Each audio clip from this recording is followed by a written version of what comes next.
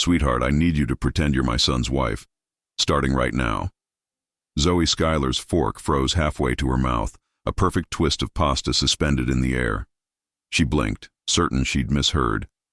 The elegant woman now standing beside her table, uninvited, smiled like they were old friends sharing a delightful secret over aperitifs. I'm sorry. What? Zoe managed, setting down her fork carefully. The woman was striking in that effortless way money could buy but class refined. Silver hair swept into a soft chignon, pearl earrings catching the candlelight, a cream silk blouse that probably cost more than Zoe's monthly rent. Her eyes sparkled with equal parts desperation and determination. My name is Isabella Bianchi, the woman said, her voice warm but urgent.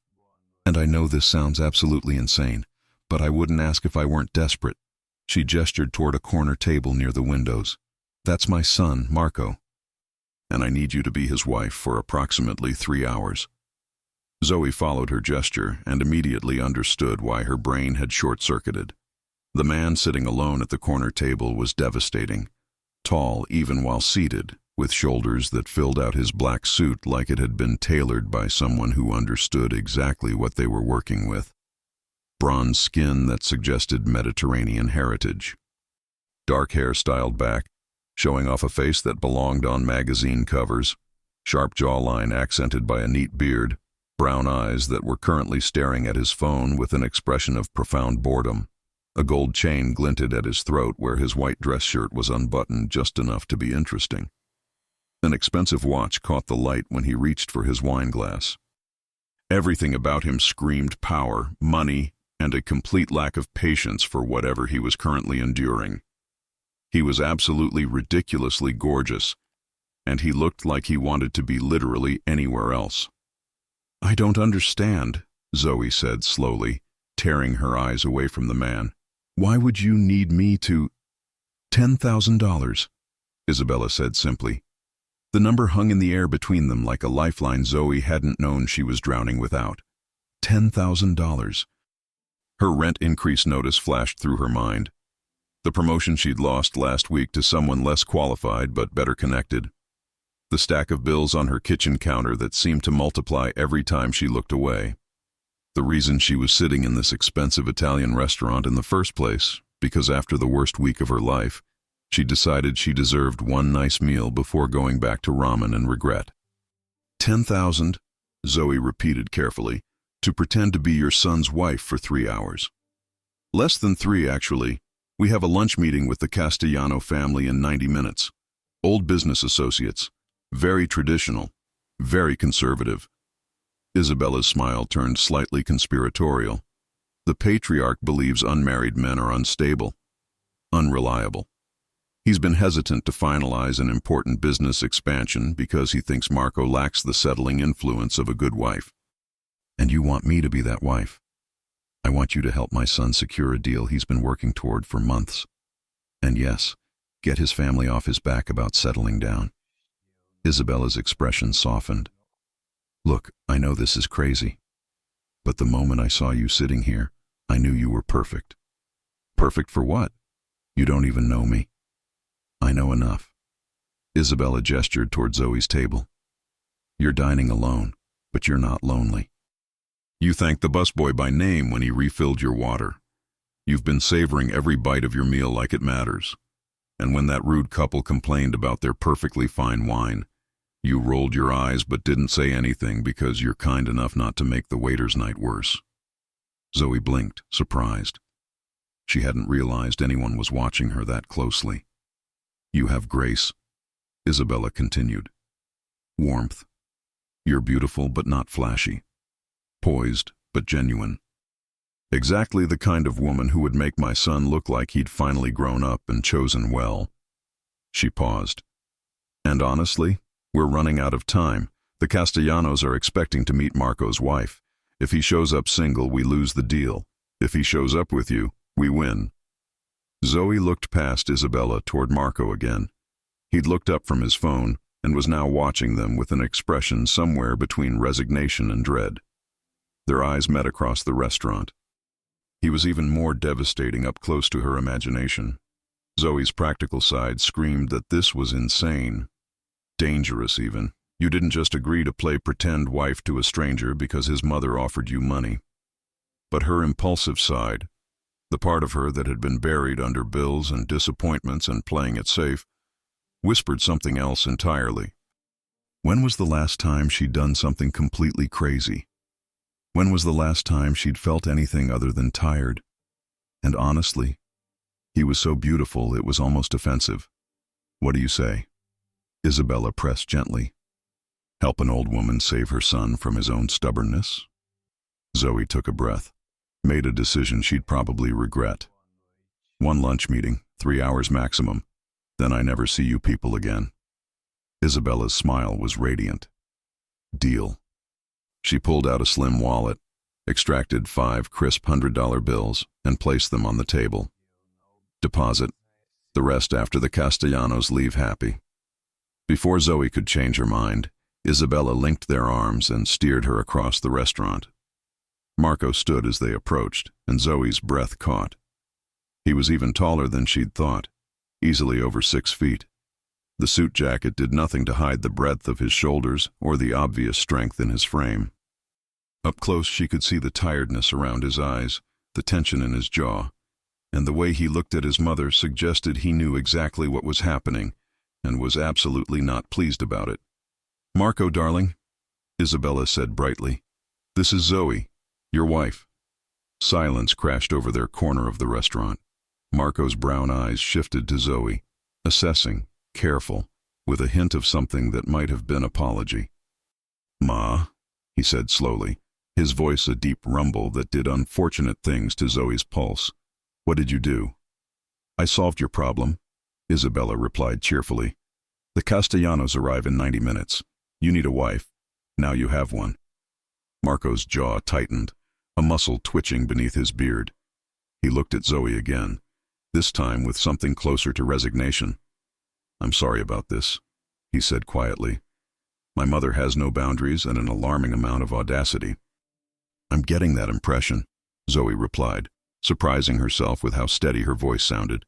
You don't have to do this. Whatever she's offered you. $10,000, Zoe said bluntly.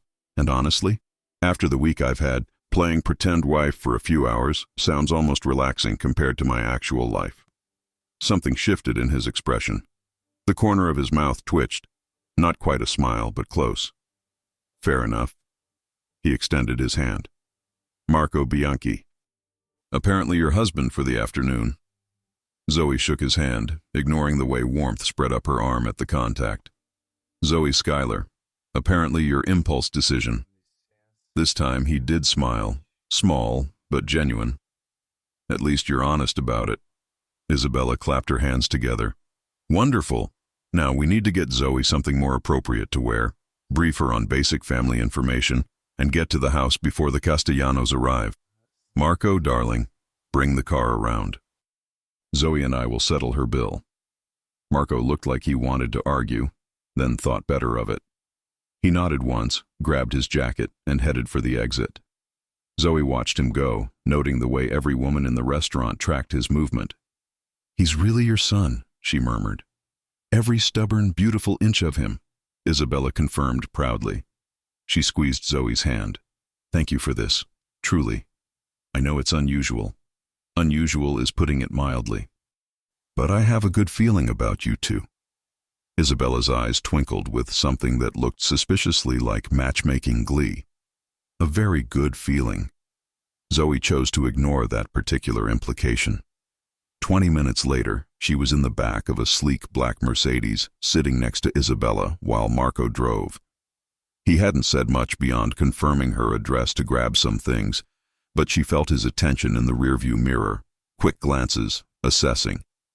So, Zoe said, breaking the silence. What do I need to know about being Mrs. Bianchi? Marco's eyes met hers in the mirror. That I'm sorry you got dragged into my mother's schemes. Marco, be helpful, Isabella chided. Zoe, it's simple. The Castellanos are old-fashioned but kind. The patriarch, Antonio, values family and tradition. His wife, Rosa, is sweet but observant. They have 3 children, 2 sons who run the business with Antonio, and a daughter, Sophia, who's lovely but quiet. "And what does your family do exactly?" Zoe asked carefully. "Legitimate business now," Marco said, his tone making it clear there was a story there. "Import, export, real estate development. My father had more complicated ventures. I've spent the last 5 years cleaning that up." "Which is exactly why Antonio has been hesitant," Isabella added. "He remembers the old days. He needs to see that Marco is different, stable, settled. Hence the instant wife," Zoe finished. "Hence you," Marco confirmed, meeting her eyes in the mirror again. They pulled up to a massive estate that made Zoe's stomach drop. Wrought iron gates, manicured lawns, a house that looked like it had been transported stone by stone from Tuscany. "This is your house," Zoe said flatly. "Unfortunately," Marco replied, which was somehow both concerning and endearing. Isabella ushered them inside, and Zoe barely had time to process the marble floors and crystal chandeliers before she was being pushed into a guest room. "Marco, darling, entertain our guests when they arrive. Zoe and I need 15 minutes. What followed was a whirlwind of Isabella pulling a dress from seemingly nowhere, a beautiful sage green that fit perfectly, fixing Zoe's hair, and rapid-firing information about the family. "You and Marco met at a charity gala 6 months ago. You work in event planning. You love jazz music and terrible action movies. Your favorite food is anything Marco's mother cooks. Got it?" "That's a lot of specific lies," Zoe said, fastening the simple gold necklace Isabella handed her. "The best lies are specific," Isabella replied wisely. "Now, most importantly, be yourself. They'll love you." "How do you know?" "Because my son already does," Isabella said, then swept out before Zoe could process that statement. Zoe took a breath, checked her reflection. She looked good, better than she had any right to after being ambushed in a restaurant, and headed downstairs. Voices drifted from what she assumed was a living room. Warm, Italian-accented English mixed with Marco's deeper tones. She turned the corner and froze. The Castellano family was already there. An older couple radiated that particular brand of old-world elegance. 2 men in their 30s flanked them, and a beautiful woman around Zoe's age stood slightly apart. And Marco, standing near the windows, looked up the moment she appeared. Something passed between them, a moment of pure electric awareness. Then he crossed the room in 3 strides, and before Zoe could prepare herself, his hand was warm on her lower back, drawing her close. "Everyone," he said, his voice somehow both casual and possessive. "This is my wife, Zoe." Antonio Castellano's weathered face broke into a genuine smile. "Ah, finally we meet the woman who tamed our Marco." Zoe barely had time to panic before Marco's thumb traced a small circle on her back, reassuring, grounding. She smiled, let herself lean into him just slightly, and stepped into the role she'd been bought to play. "It's wonderful to meet you all," she said warmly. "Marco's told me so much about you." Rosa Castellano immediately engulfed her in a hug. "You're beautiful, and those eyes, so honest." The afternoon that followed was surreal. They moved to a dining room where lunch was already prepared. Zoe answered questions carefully, sticking to Isabella's script, but adding her own touches. She laughed at Antonio's jokes, complimented Rosa's bracelet, and asked Sophia about her interests with genuine curiosity. And through it all, Marco stayed close. His hand found hers under the table. He refilled her water without being asked. When Antonio asked a probing question about their relationship, Marco's answer was smooth, confident.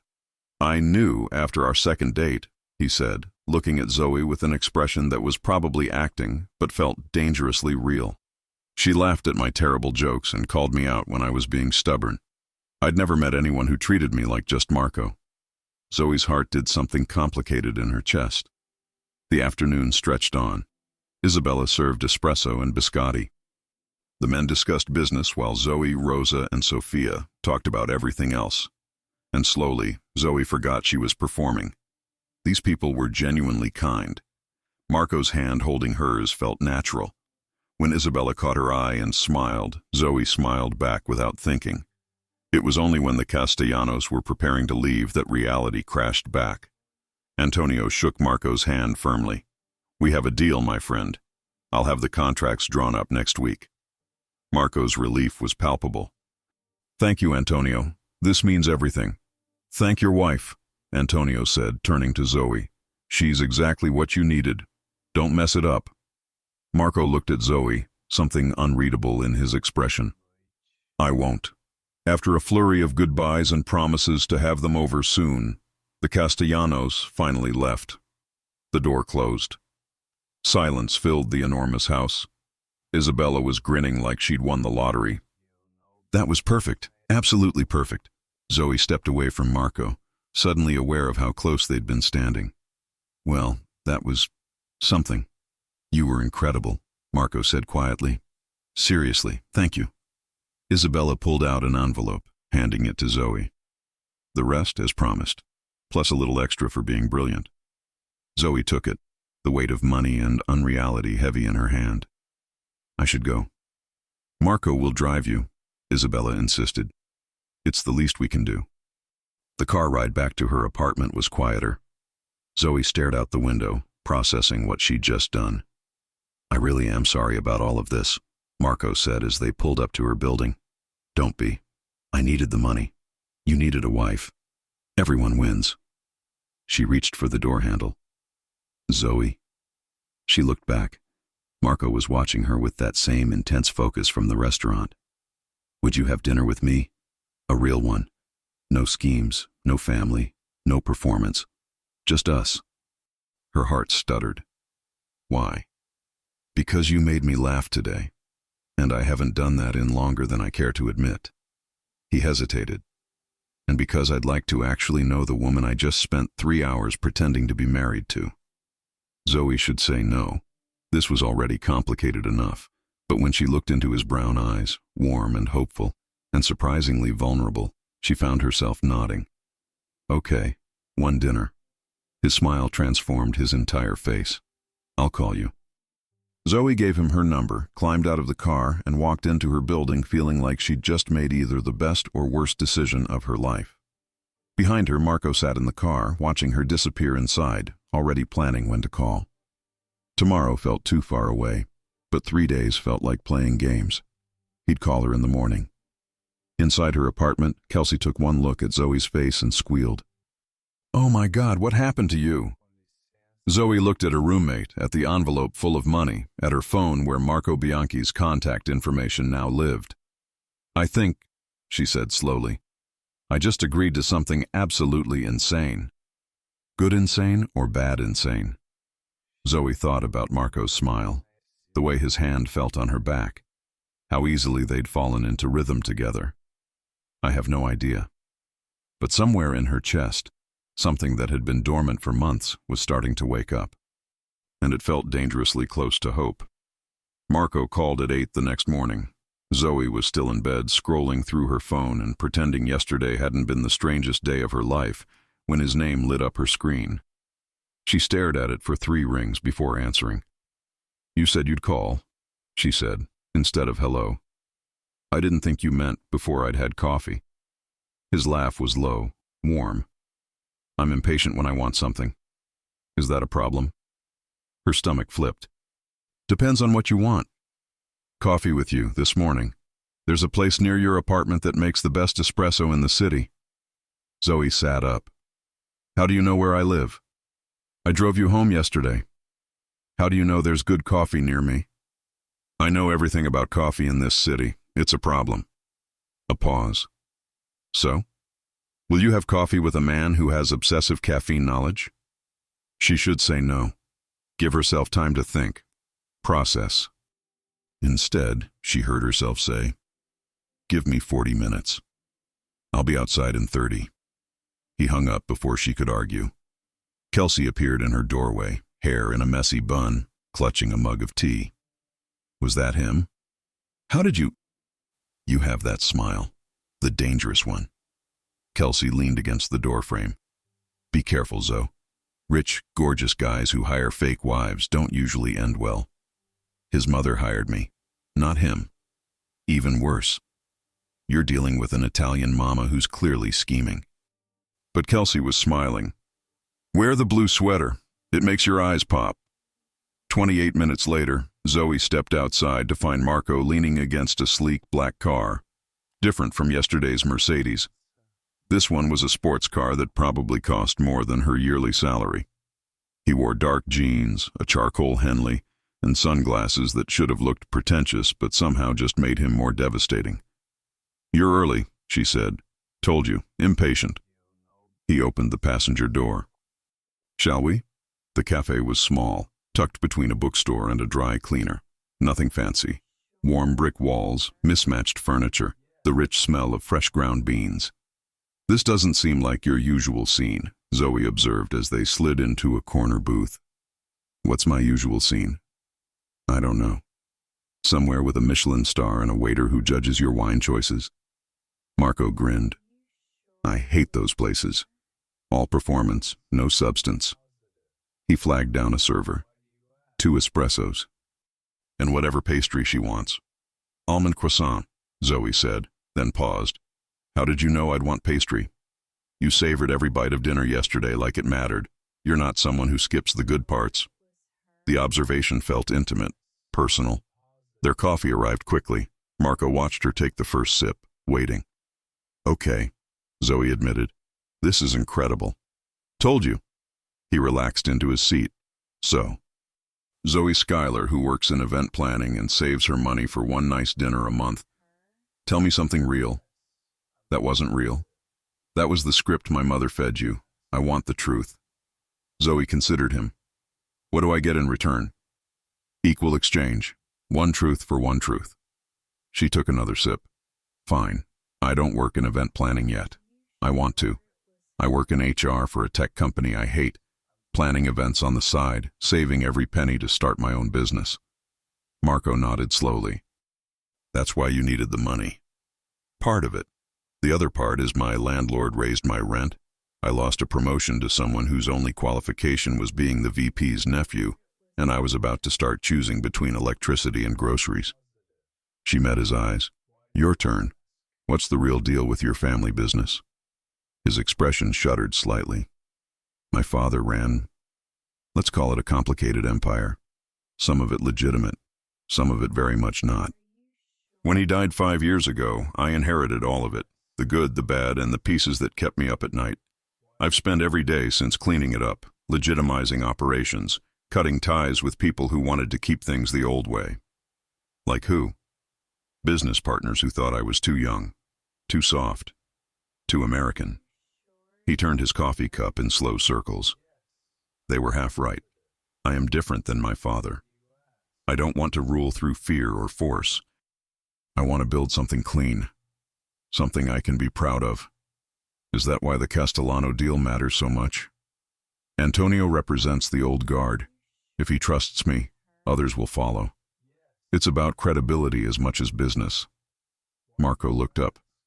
"Which is why what you did yesterday, helping me, it wasn't just acting. You gave me legitimacy I've been fighting for." The weight of that settled between them.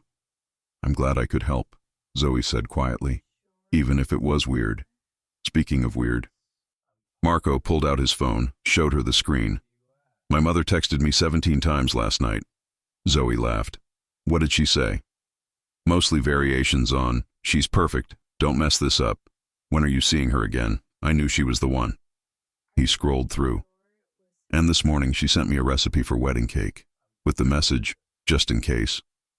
Oh my God. She's subtle like a freight train." But he was smiling.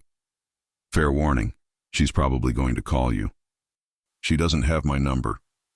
She has 17 ways to get it. Isabella Bianchi is terrifyingly resourceful." They talked for an hour, then 2. The cafe filled and emptied around them. Zoe learned Marco hated mornings but forced himself to run at 6 a.m. because his father never exercised and died of a heart attack at 58.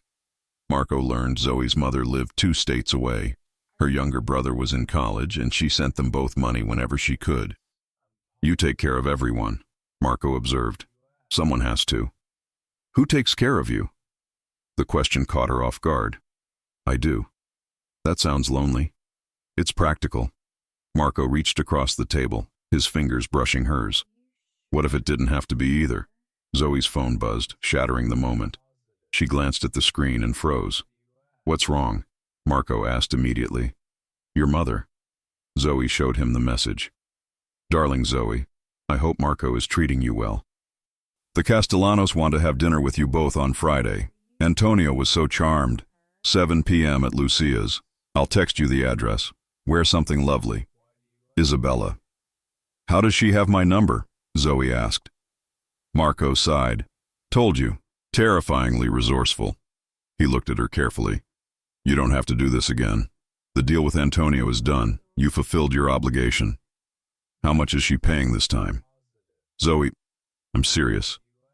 What's the rate for a second performance?" Marco leaned forward. "I'll pay you, not her. Double what she gave you yesterday. But only if you actually want to do it." "Why wouldn't I want $20,000? "Because pretending is exhausting. Because my family is a lot. Because—" He stopped, jaw tight. "Because I don't want you there as an employee. I want you there because you want to be." Her heart did something complicated. "What if I want both? The money and the—" She gestured vaguely between them. "Whatever this is." Marco was quiet for a long moment. "Then we do it your way. But I have one condition." "What?" "When it's just us. No family, no Castellanos, no performance. We're honest. Completely honest." Zoe extended her hand across the table. "Deal." He shook it, his grip warm and solid. "Deal." They left the cafe and Marco drove her home. At her building, he walked her to the door. "Friday," he said. "I'll pick you up at 6:30. "Marco." He stepped closer. "Yeah?" "What are we doing? Really?" His eyes searched hers. "Honestly, I have no idea, but I want to find out." Then he did something that made her breath catch. He lifted her hand, pressed a kiss to her knuckles, old-fashioned, devastating, and walked away. Zoe stood on the sidewalk, heart racing, watching him drive away. Inside, Kelsey was waiting with wine and interrogation eyes. "Spill. Everything." Zoe told her about the coffee, the conversation, the second dinner invitation. "You're getting paid to date a gorgeous billionaire," Kelsey said slowly. "And the problem is what exactly?" "That I'm starting to like him for real, not for the money." "Oh, honey." Kelsey pulled her into a hug. "That's not a problem. That's the whole point." The week passed in a blur of text messages and phone calls. Marco sent her pictures of terrible coffee from business meetings with the caption, "Nothing compares." She sent him photos of disastrous event planning clients with, "This is my life." They talked on the phone every night, never for less than an hour, about everything and nothing. His childhood in two worlds, American schools, Italian summers. Her dreams of running her own company, throwing events that actually mattered. By Friday, Zoe was nervous for entirely different reasons than the first time. She wore a deep blue dress Kelsey insisted on buying for her. "Consider it an investment in your happiness," Kelsey had said, refusing to take no for an answer. Marco arrived exactly on time, in a dark suit that made him look dangerous and elegant all at once. "You're beautiful," he said simply. "You're not bad yourself." In the car, he reached over and took her hand. "Ready for round two? With your family or with you?" "Both, hopefully." Lucia's was intimate, expensive, the kind of place that didn't need to advertise because everyone who mattered already knew about it. The Castellano family was already seated when they arrived. Antonio stood immediately, embracing Marco. "My friend, and the lovely Zoe." This dinner was easier. Zoe wasn't performing anymore. She was just being herself. She talked to Rosa about her mother, to Sofia about event planning, to the Castellano sons about their business expansion plans. And when Marco's hand found hers under the table, she didn't think about the money or the arrangement. She just thought about how right it felt. After dinner, Antonio pulled Marco aside for business talk. Rosa kept Zoe company, showing her photos of her grandchildren. "You're good for him," Rosa said quietly in her Italian-accented English. "I see how he looks at you, like you're the only person in the room." "We haven't been together that long," Zoe deflected. "Time doesn't matter. My Antonio knew after 1 week. Took him 3 months to convince me, but he knew. Rosa patted her hand. Marco knows too. I see it. The evening ended with promises to get together again soon. In the car, Marco was quiet. What did Antonio want to talk about? Zoe asked. Expanding the partnership. He wants to bring me in on a major development project. Marco glanced at her. He said his biggest concern before was that I wasn't stable enough, that I would make reckless decisions. But after meeting you, he trailed off. I made you look stable. You made me feel stable. He pulled the car over suddenly, parking along a quiet street overlooking the city lights. Can I tell you something? We promised honesty. Marco turned in his seat to face her fully. I've been thinking about you constantly. Not about the deal or my mother's scheming or any of it. Just you. The way you laugh when something actually surprises you. How you remember everyone's names. The fact that you take care of everyone around you but bristle when someone tries to take care of you. Zoe's breath caught. And I know this started as something transactional, but it doesn't feel that way anymore. He reached up, tucked a strand of hair behind her ear. At least not for me. Does it for you? She should lie. Keep it simple. Take the money and maintain boundaries. Instead, she told the truth. No, it doesn't feel transactional. She leaned closer. It feels terrifying. Good terrifying or bad terrifying? I don't know yet. Marco smiled, that rare, genuine one that transformed his whole face. Can I kiss you? For real this time, not for show. I think you better. He cupped her face with both hands and kissed her softly, carefully, like she was something precious. Zoe's hands found his shirt, pulling him closer, and the kiss deepened. It was nothing like the performance kisses she'd imagined. It was real and warm and made her forget every reason this was complicated. When they finally pulled apart, both breathing hard, Marco rested his forehead against hers. I'm in trouble, he murmured. Why? Because I want to do that again, and again, and I'm not sure I can go back to pretending. Then don't, Zoe whispered. His phone rang, shattering the moment. Marco glanced at the screen and groaned. My mother. Again. He answered on speaker. Ma, we just left dinner. I know. But darling, I have the most wonderful news. Isabella's excitement crackled through the line. Nona's birthday is in 2 weeks and she wants to meet Zoe. Everyone will be there. Your cousins from Italy, Uncle Vincent, Aunt Carmela, everyone. Marco and Zoe exchanged glances. Ma, that's a lot. It's family, darling, and Zoe is family now. A pause. You are coming, aren't you, dear? Zoe thought about the money, about Marco's hand in hers, about how this had stopped feeling like a job somewhere around the second hour in the coffee shop. Of course, she heard herself say. I wouldn't miss it. Isabella squealed with delight and hung up after extracting promises about dress colors and arrival times. In the sudden quiet, Marco looked at Zoe with something between gratitude and concern. You don't have to. I want to. And she realized it was true. Besides, meeting the whole family, that's got to be worth at least another performance fee. He laughed, but his eyes were serious. What if I don't want to pay you anymore? Why not? Because then it's not business. It's just us. Zoe's heart hammered. Marco, I'm not asking you to decide now, but think about it. He started the car again. And for what it's worth, I'm already in, completely. He drove her home, walked her to the door, and kissed her once more. Slower this time, deeper, a promise of everything he wasn't saying out loud. When Zoe finally made it inside, Kelsey took one look at her face and grinned. Oh, you're in so much trouble. I know, Zoe said, touching her lips where she could still feel Marco's kiss. Good trouble? Zoe thought about his smile, the way he listened like every word mattered, how safe she felt when his hand held hers. The best kind. But in the back of her mind, a small voice whispered warnings. This was happening too fast. She was falling too hard. And when reality crashed back in, and it always did, someone was going to get hurt. She just hoped it wouldn't be her. The 2 weeks between the dinner and Nona's birthday party felt like living in two different worlds. During the day, Zoe worked her regular job, planned events for demanding clients, and pretended her life was normal. At night, she texted Marco until her eyes couldn't stay open. They talked about everything: his frustrations with business partners who still saw him as his father's son, her dreams of quitting her corporate job to work for herself, their shared love of old jazz records and terrible action movies. They went on 3 more dates. Real ones. No family, no performance. Just them. Coffee that turned into lunch. Lunch that turned into walking through the city until sunset.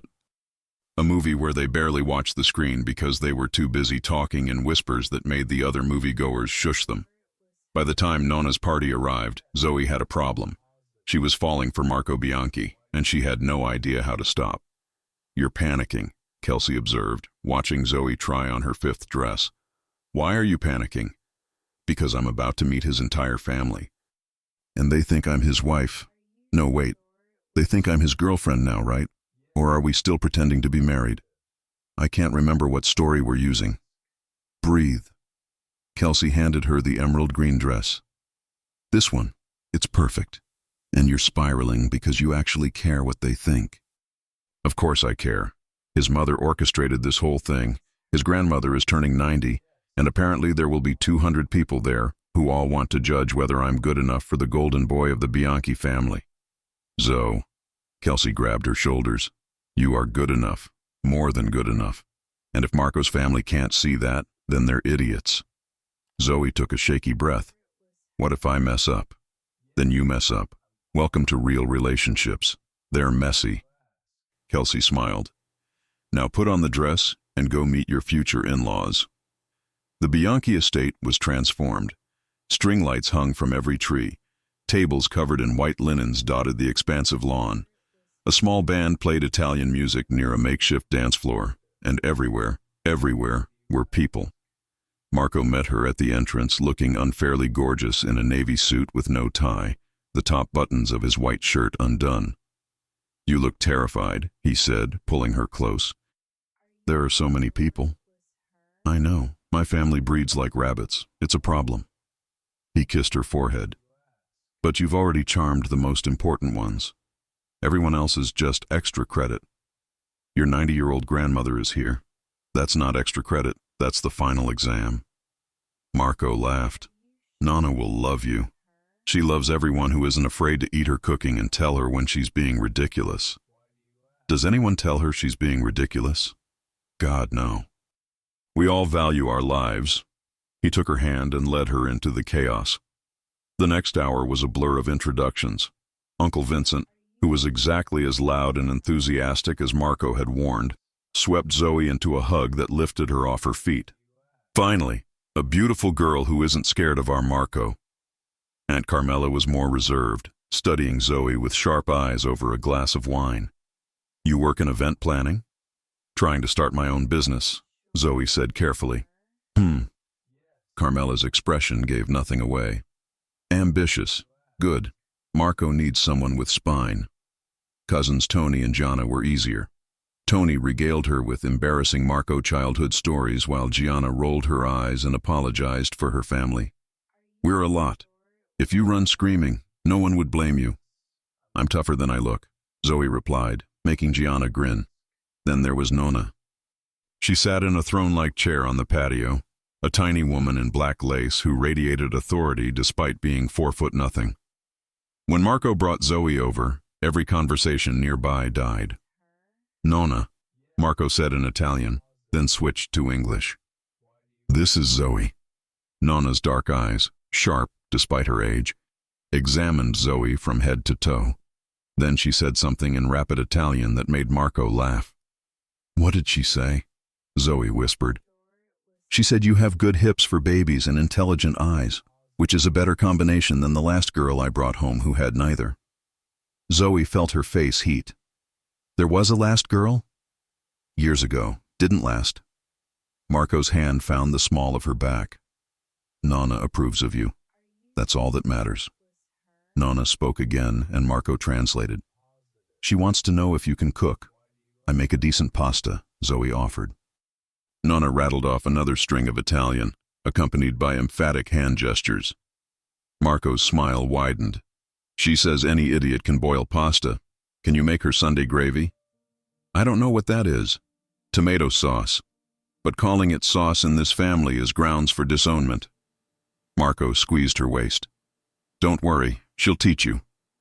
Nonna pulled Zoe down for a kiss on each cheek, patted her face affectionately, and sent them off with what sounded like a blessing and a warning. What was that last part? Zoe asked as they walked away. She said if I'm stupid enough to let you go, she'll haunt me after she dies. I like her. Everyone does. It's exhausting. They made their way through more relatives. Zoe's head spun with names and faces. But gradually, she relaxed. Marco stayed close, his presence grounding. When she couldn't remember someone's name, he whispered it. When Uncle Vincent's stories got too embarrassing, he redirected. When Aunt Carmela asked pointed questions, he answered smoothly. They were a team. It felt natural. Then came the moment that changed everything. Zoe excused herself to find the bathroom.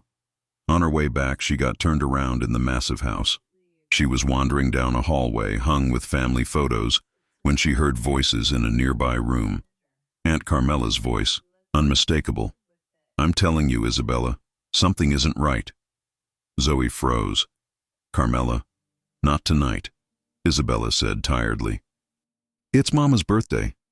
Which is exactly why we need to discuss this. That girl appeared out of nowhere. No history with Marco, no warning, and suddenly she's at every family event? She makes him happy, isn't that enough? Happy or convenient? Carmela's voice sharpened. I saw the envelope, Isabella, the one Leo picked up at the last gathering. $10,000 written right on it, in that girl's purse. Zoe's blood turned to ice. There's an explanation. Is there? Because it looks an awful lot like you paid someone to pretend to be interested in your son. Silence. Zoe should leave, should walk away. But her feet were rooted to the floor. When Isabella spoke again, her voice was strained. I did what I thought was best. Madonna. Carmela's disgust was palpable. You actually paid her? It was supposed to be one afternoon. The Castellanos needed to see Marco settled, and I saw an opportunity. You manipulated your own son. I gave him a chance to see what he's been missing. And look what happened. They're really together now. It became real. Did it? Or is she just a good actress collecting paychecks? Zoe couldn't breathe. She backed away slowly, then faster, until she was nearly running back to the party. Marco found her immediately. Hey, what's wrong? You're pale. I need some air. He guided her to a quiet corner of the garden, away from the crowd. Talk to me. Zoe opened her mouth, closed it. What could she say? That his aunt knew the truth? That her presence here was based on a transaction his mother had orchestrated? Zoe. Marco tilted her chin up gently. What happened?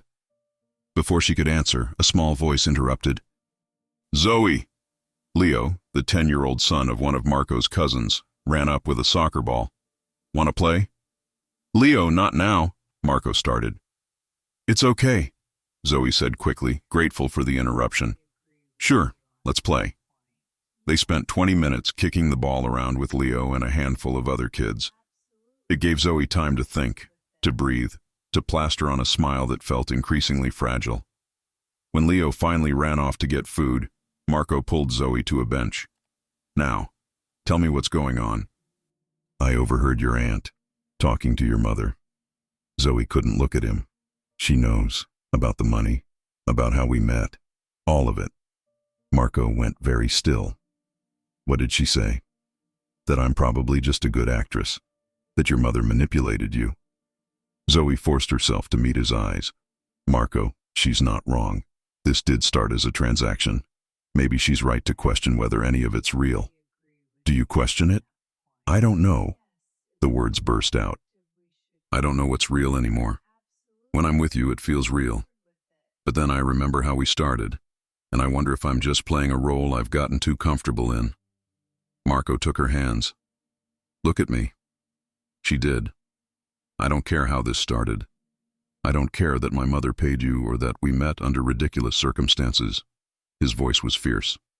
I care that you laugh at my terrible jokes, that you call me out when I'm being stubborn. That you remember my nephew's name and play soccer with him even when you're upset. That's real. We're real. But your family, my family will understand. Or they won't. Either way, it doesn't change how I feel. He cupped her face. Unless it changes how you feel. Zoe's heart ached. It doesn't. But Marco, if we do this, if we're really together, there can't be any more pretending. No more money, no more performances. Just us. That's all I want.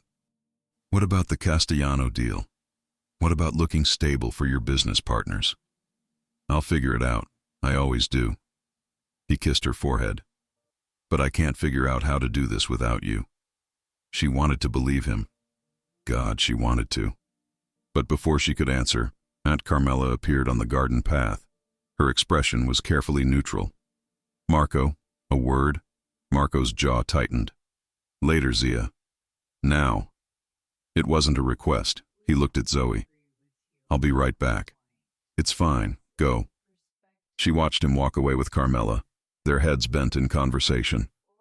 Even from a distance, she could see the tension in Marco's shoulders. Gianna appeared at her side. Don't mind Carmela. She's protective of Marco. Always has been. She thinks I'm using him. She thinks everyone is using him. It comes from watching his father use people their whole lives. Gianna handed her a glass of wine. For what it's worth, I think you're good for him.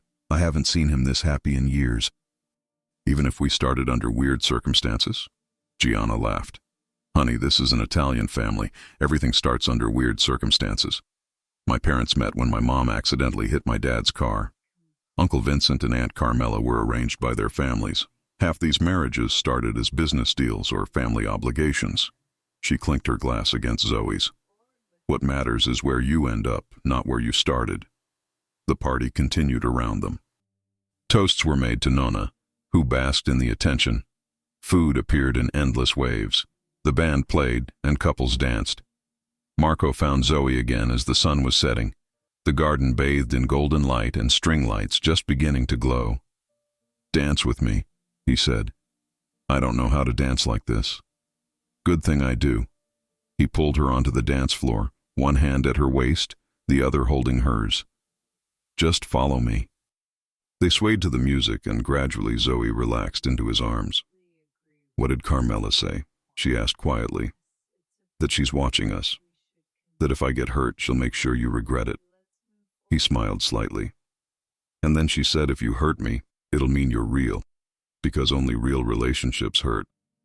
That's weirdly profound. She has her moments. Marco pulled her closer. She also said she approves, in her terrifying way. Really? Really?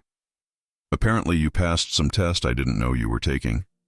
They danced in silence for a moment. Then Zoe said, I want this to be real, just so you know. It already is. No more money. No more money, he agreed. No more performances. Just us. He kissed her temple. Starting now. Zoe let herself melt into him, let herself believe that maybe, just maybe, something that started with a lie could become the most honest thing in her life. The music swelled, family and friends danced around them, and for the first time since Isabella Bianchi had sat down at her table, Zoe felt like she was exactly where she belonged. But as the evening wore on and she caught Aunt Carmela watching them with calculating eyes, she couldn't shake the feeling that their real test was just beginning. 3 days after Nonna's party, Zoe's phone rang at 2 in the afternoon with a number she didn't recognize. She almost didn't answer. But something made her pick up. Hello? Zoe Schuyler? A man's voice, smooth and vaguely familiar. It's Daniel. Daniel Chen. Her ex-boyfriend. The one who'd ghosted her after 4 years together and married someone else 3 months later. Zoe's stomach dropped. How did you get this number? LinkedIn. Look, I know this is weird, but I saw your picture with Marco Bianchi at that charity event last week. His voice lowered. We need to talk. About him. About his family. I have nothing to say to you, Daniel. Then just listen, please, 5 minutes. There are things you should know before you get in too deep. Every instinct screamed at her to hang up, but curiosity, or maybe old hurt, made her hesitate. 5 minutes, that's it. There's a coffee shop on 5th and Main. Tomorrow at 3? Fine. But Daniel, if this is some game, it's not. I promise.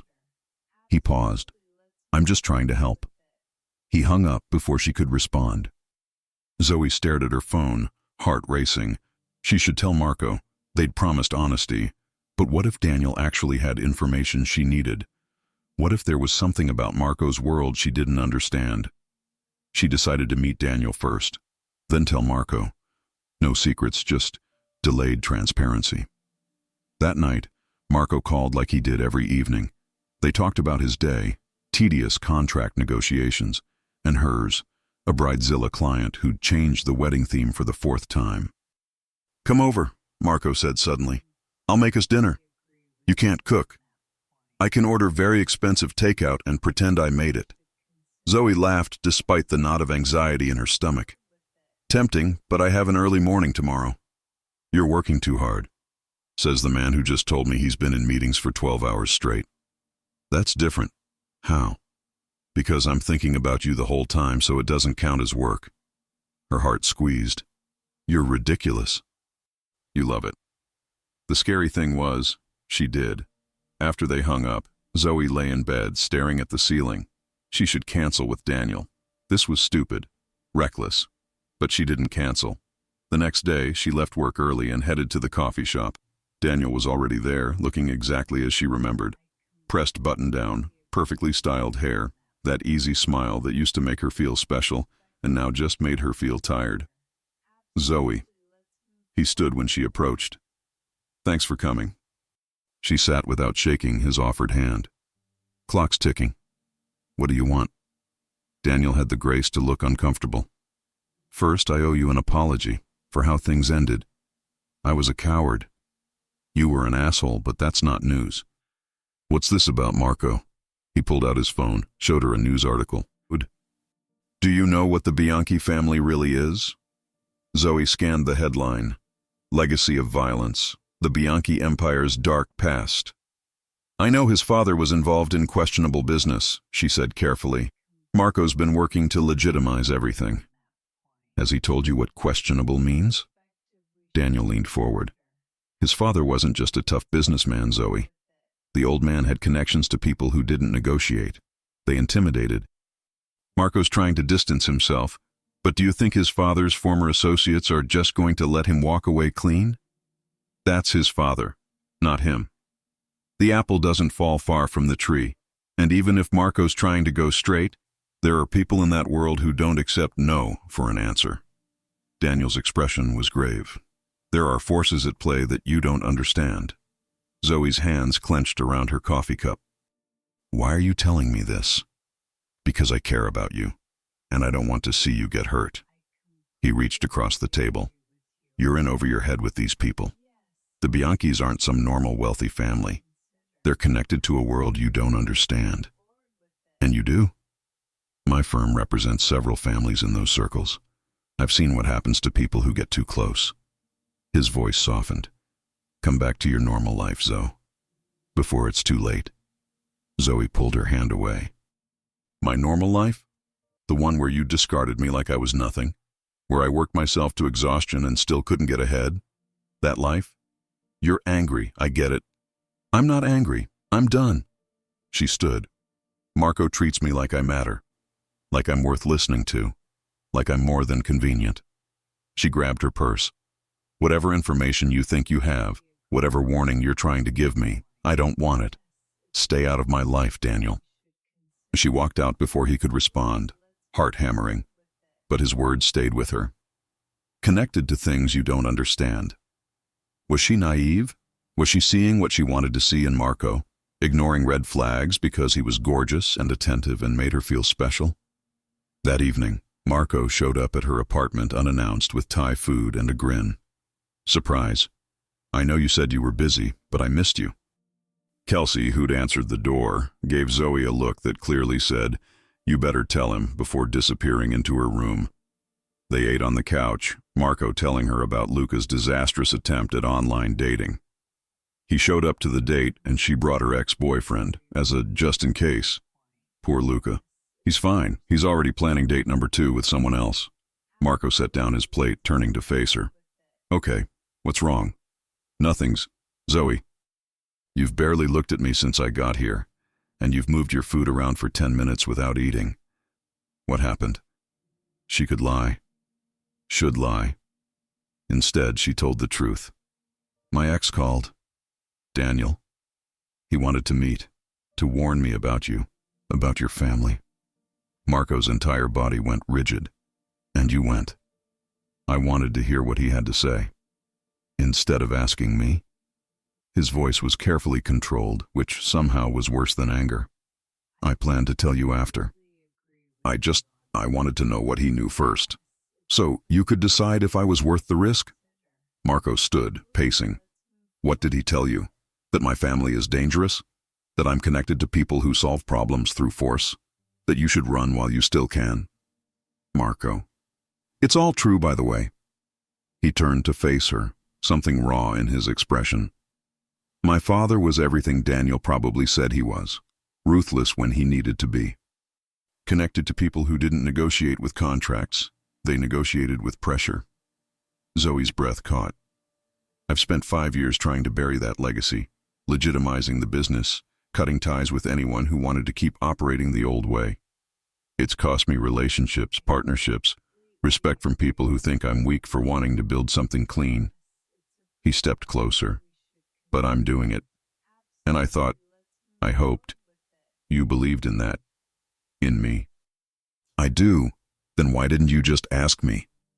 The hurt in his voice cut deeper than anger. Why go to your ex instead of coming to me? Zoe stood, closing the distance between them. Because I was scared. Because what we have feels too good to be true and I'm waiting for the other shoe to drop. Because I've been burned before and I'm terrified of being that stupid again. I'm not him. I know that. Logically, I know that. But emotionally, she pressed a hand to her chest. I'm still learning to trust this, to trust you, to trust that someone like you actually wants someone like me. Someone like you? He grabbed her hand. You mean someone smart and funny and real? Someone who sees me and not just the name or the money? Someone who makes me want to be better than my father ever was? Tears stung her eyes. You see me like that. I see you exactly like that. He pulled her closer. But I can't keep proving myself if you won't let me. If you're always going to listen to people who tell you to run. I didn't listen to him. I told him to stay out of my life. But you still went. Marco's thumb brushed across her knuckles. That's what hurts. That you didn't trust me enough to just ask. They stood in tense silence. Then Zoe said quietly, You're right. I should have come to you first. I'm sorry. Some of the tension left his shoulders. I'm not perfect. My family's history isn't perfect. There are probably things in my father's past that would make you uncomfortable. He met her eyes. But I'm trying to be different, and I need you to believe that. I do believe it. She stepped closer. But Marco, you have to understand. This is all new to me. Your world, these expectations, the complicated history. I'm figuring it out as I go. Then figure it out with me, not behind my back. Okay. She took a shaky breath. No more secrets. No more going to other people first. Just us. Just us, he echoed. He pulled her into his arms, and Zoe let herself melt into the embrace. They stood like that for a long moment, both needing the contact, the reassurance. Finally, Marco pulled back. I should go. Give you space to think. Or you could stay. The words came out before she could stop them. Just stay. Watch a movie. Fall asleep on my couch. I don't want you to leave angry. His expression softened. I'm not angry, just hurt, but I'm working on it. They ended up on the couch, some action movie neither of them watched playing on the TV. Marco's arm around her shoulders, Zoe tucked against his side. It felt safe. Right. Can I ask you something? Zoe said during a particularly loud explosion on screen. Anything. What was your father like? Really? Marco was quiet for so long she thought he might not answer. Then, complicated. He could be charming when he wanted something, intimidating when he didn't get it. He loved my mother in his way, loved me in his way. But everything was transactional. Love, loyalty, family. It all had conditions. That sounds lonely. It was. Growing up, I never knew which version of him I'd get. The father who taught me to ride a bike, or the man who made his business partners afraid to say no. Marco's hand tightened on her shoulder. I swore I'd never be like that. Never rule through fear. Never make people earn basic respect and kindness. Is that why you let your mother set up the whole fake wife thing? Because you wanted to make her happy? He laughed softly. Partly, but also because I was tired of fighting. Tired of disappointing her by being single. It seemed easier to just play along. And then you got stuck with me. Best thing that ever happened to me. He kissed the top of her head. Even if you drive me crazy sometimes. They fell asleep like that, tangled together on her too small couch. When Zoe woke at 3 a.m. with a stiff neck, Marco was still there, one arm around her, looking younger in sleep, less burdened. She studied his face in the dim light from the TV, this man who carried the weight of his father's complicated legacy, who was trying so hard to build something better, who looked at her like she was the best part of his day. Daniel's warnings echoed in her mind. But looking at Marco now, peaceful and present, she made a choice. She was all in. Whatever came next, they'd face it together. She was drifting back to sleep when her phone buzzed on the coffee table. A text from an unknown number. Saw you with Daniel yesterday. Interesting choice. Does Marco know you're meeting other men behind his back? A friend. Zoe's blood went cold. Someone had been watching her. Someone knew about the meeting. She should wake Marco. Show him immediately. But he looked so peaceful. And she'd just promised no more secrets, but... She deleted the text quickly, heart racing, and silenced her phone. Tomorrow. She'd tell him tomorrow. Beside her, Marco stirred, pulling her closer in his sleep. You okay? He mumbled. Yeah, she whispered, the lie tasting bitter. Everything's fine. It was a small lie, a temporary one, but it was the first crack in the foundation they were building, and Zoe had the sinking feeling that cracks only ever got bigger. The next morning, Marco left early for a breakfast meeting. Zoe stared at her phone, at the deleted text that she could still see in her mind. She should tell him. They'd just promised no more secrets. But what if telling him made things worse? What if some anonymous troublemaker was trying to drive a wedge between them? Kelsey emerged from her room, took one look at Zoe's face, and poured her coffee. Okay, spill. Zoe told her everything. Daniel, the warning, the text.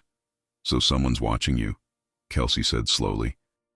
Someone who wants Marco to think you're sneaking around. Which I technically was, meeting Daniel without telling him first. But you told him last night, right? Yeah, we worked through it. Then this is just someone trying to cause drama. Kelsey squeezed her shoulder. Delete it. Forget it. Move on. Don't let some anonymous coward ruin what you have. Zoe wanted to believe that. Wanted to dismiss it as meaningless. But something about the text felt calculated. Personal. Like whoever sent it knew exactly how to make her doubt everything. Her phone rang. Marco. Hey, she answered, forcing brightness into her voice. Breakfast ended early. Want to grab lunch? There's something I want to talk to you about. Her stomach nodded. Good something or bad something? Good. Really good. Meet me at that Italian place near your office? Noon. Okay.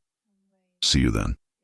After he hung up, Zoe stared at her reflection in the bathroom mirror. Dark circles under her eyes from poor sleep. Worry etched in the line between her brows. She'd promised Marco honesty. Complete honesty. So why did the truth feel so dangerous? At noon, she met Marco at the restaurant. He was already there, looking unfairly put together in a gray suit, tie loosened, hair slightly mussed like he'd been running his hands through it. He stood when she arrived, kissed her cheek, pulled out her chair. You sounded mysterious on the phone, Zoe said after they'd ordered. Not mysterious, just excited. Marco took her hand across the table. I've been thinking about what you said, about starting your own event planning business. Okay. What if you didn't have to save for years? What if you could start now? Zoe's heart began to race. Marco, hear me out. Bianchi Holdings throws a major charity gala every year. This year's planner just quit. Long story involving a feud with the caterer. The event's in 6 weeks, and we need someone talented, creative, and capable of pulling off a miracle. He squeezed her hand. I want to hire you, not as a favor, as your first real client. That's a huge event, which is why I'm willing to pay significantly above market rate, enough that after this one job you'd have the capital to quit your corporate position and launch your business properly. Zoe's mind spun. You're offering me my dream, just like that. I'm offering you a job you're qualified for. The dream part, that's all you. It was perfect. Too perfect. What if I mess it up? What if I can't deliver? You won't. I've seen you work. You're brilliant at this. Marco's eyes were steady, confident. And even if something went wrong, which it won't, I'd still believe in you. Tears stung her eyes. Why are you doing this? Because I want you to be happy. Because I believe in you. And because watching you slowly burn out at that corporate job is killing me. He smiled. Plus, selfishly, if you're working on my gala, I get to see you every day for 6 weeks. Zoe laughed through threatening tears. That's definitely selfish. I know. So, will you do it? She should be cautious, should think it through, should worry about mixing business and personal. Instead, she said, yes, absolutely yes. Marco's grin was brilliant. He stood, pulled her up, and kissed her right there in the middle of the restaurant. When they finally broke apart, Zoe was breathless and grinning. When do I start? She asked. Tomorrow. I'll have the contracts drawn up today. He tucked a strand of hair behind her ear. Welcome to the team, Ms. Schuyler. For the first time in months, Zoe felt like her life was finally moving in the right direction. She pushed thoughts of the anonymous text, of Daniel's warnings, of all her doubts to the back of her mind. This was her chance, her dream. Nothing was going to ruin it. But as they left the restaurant hand in hand, Zoe didn't notice the person across the street taking photos. Didn't see the way they lingered, watching. Didn't know that the complications she'd been worried about were about to get much, much worse. The next 3 weeks were a blur of controlled chaos. Zoe quit her corporate job with 2 weeks' notice, enduring her boss's passive-aggressive comments about throwing away a stable career for a relationship. She didn't care. For the first time in years, she was excited to wake up in the morning. The Bianchi Holdings charity gala was massive. 500 guests, multiple corporate sponsors, live entertainment, and a silent auction featuring items worth more than Zoe's previous yearly salary. The pressure should have been crushing. Instead, she thrived. Marco gave her complete creative control, a generous budget, and access to the company's resources. Luca became her unlikely ally, helping navigate vendor relationships and corporate politics. Even Isabella got involved, offering connections to florists and caterers she'd used for decades. You're a natural at this, Luca said one afternoon, watching Zoe negotiate with a difficult entertainment agent. Marco knew what he was doing when he hired you. You mean when he took a chance on his girlfriend with no major event experience? I mean when he recognized talent. Luca's expression turned serious. For what it's worth, you're good for him. I haven't seen him this happy since before his father died. The comment stayed with Zoe. She and Marco had fallen into an easy rhythm, working together during the day, stealing kisses in empty conference rooms, having dinner together most nights, sometimes at his place, sometimes hers. Sometimes with Kelsey and Luca, who'd started their own flirtation that everyone pretended not to notice. It felt domestic, real, like they were building something that would last, which is why the text messages started to worry her. They came sporadically, always from blocked numbers, always just vague enough to be deniable. Cute how he parades you around his office. Does he know you're just another employee now? Mixing business and pleasure. What could go wrong? Ask him about the last girl who worked for him, the one who thought it was real. Zoe deleted each one immediately. Didn't tell Marco, didn't tell anyone. She told herself they were just jealous nonsense, someone with too much time and not enough life. But they gnawed at her, especially that last one. 3 weeks into planning the gala, Zoe was working late in Marco's office. He'd given her a space there, when Aunt Carmela appeared in the doorway. "Burning the midnight oil?" Carmela said, settling into a chair without invitation. "Finalizing seating arrangements. Apparently half these sponsors have feuds I didn't know about." Zoe rubbed her tired eyes. "Is Marco still in his meeting?" "He'll be another hour at least. Board meetings always run long." Carmela studied her with those sharp eyes. "Can I ask you something, dear?" "Of course." "Why are you really with my nephew?" Zoe's hands stilled on her keyboard. "I'm sorry. It's a simple question. Is it the money, the lifestyle, the excitement of being with someone from our world? I'm with him because I love him." The words came out before Zoe could think them through. "Because he makes me laugh. Because he believes in me. Because when I'm with him, I feel like the best version of myself." Carmela's expression softened slightly. "You love him?" "Yes." Saying it out loud felt terrifying and liberating. "I do." "Have you told him?" "Not yet. I'm waiting for the right moment." "There's never a right moment, dear. There's only now." Carmela stood, smoothing her elegant dress. "My brother-in-law, Marco's father, he didn't believe in love. He believed in utility. Everyone served a purpose, even family. Marco's not like that. No, he's not, which is why he's vulnerable in ways his father never was." Carmela moved to the door, then paused. "Someone's been asking questions about you. About your past, your finances, your relationship with Marco." Zoe's blood went cold. "Who?" "I don't know yet. But whoever it is has resources. They're digging deep." Carmela's gaze was intense. "If there's anything in your past that could be used against you or against Marco, you need to tell him, before someone else does." After Carmela left, Zoe sat frozen. Her mind raced through possibilities. Daniel? No, he'd been direct. If he wanted to cause problems, he'd have done it already. Someone from Marco's father's old world? Someone who didn't like Marco legitimizing the business? Her phone buzzed. Another blocked text.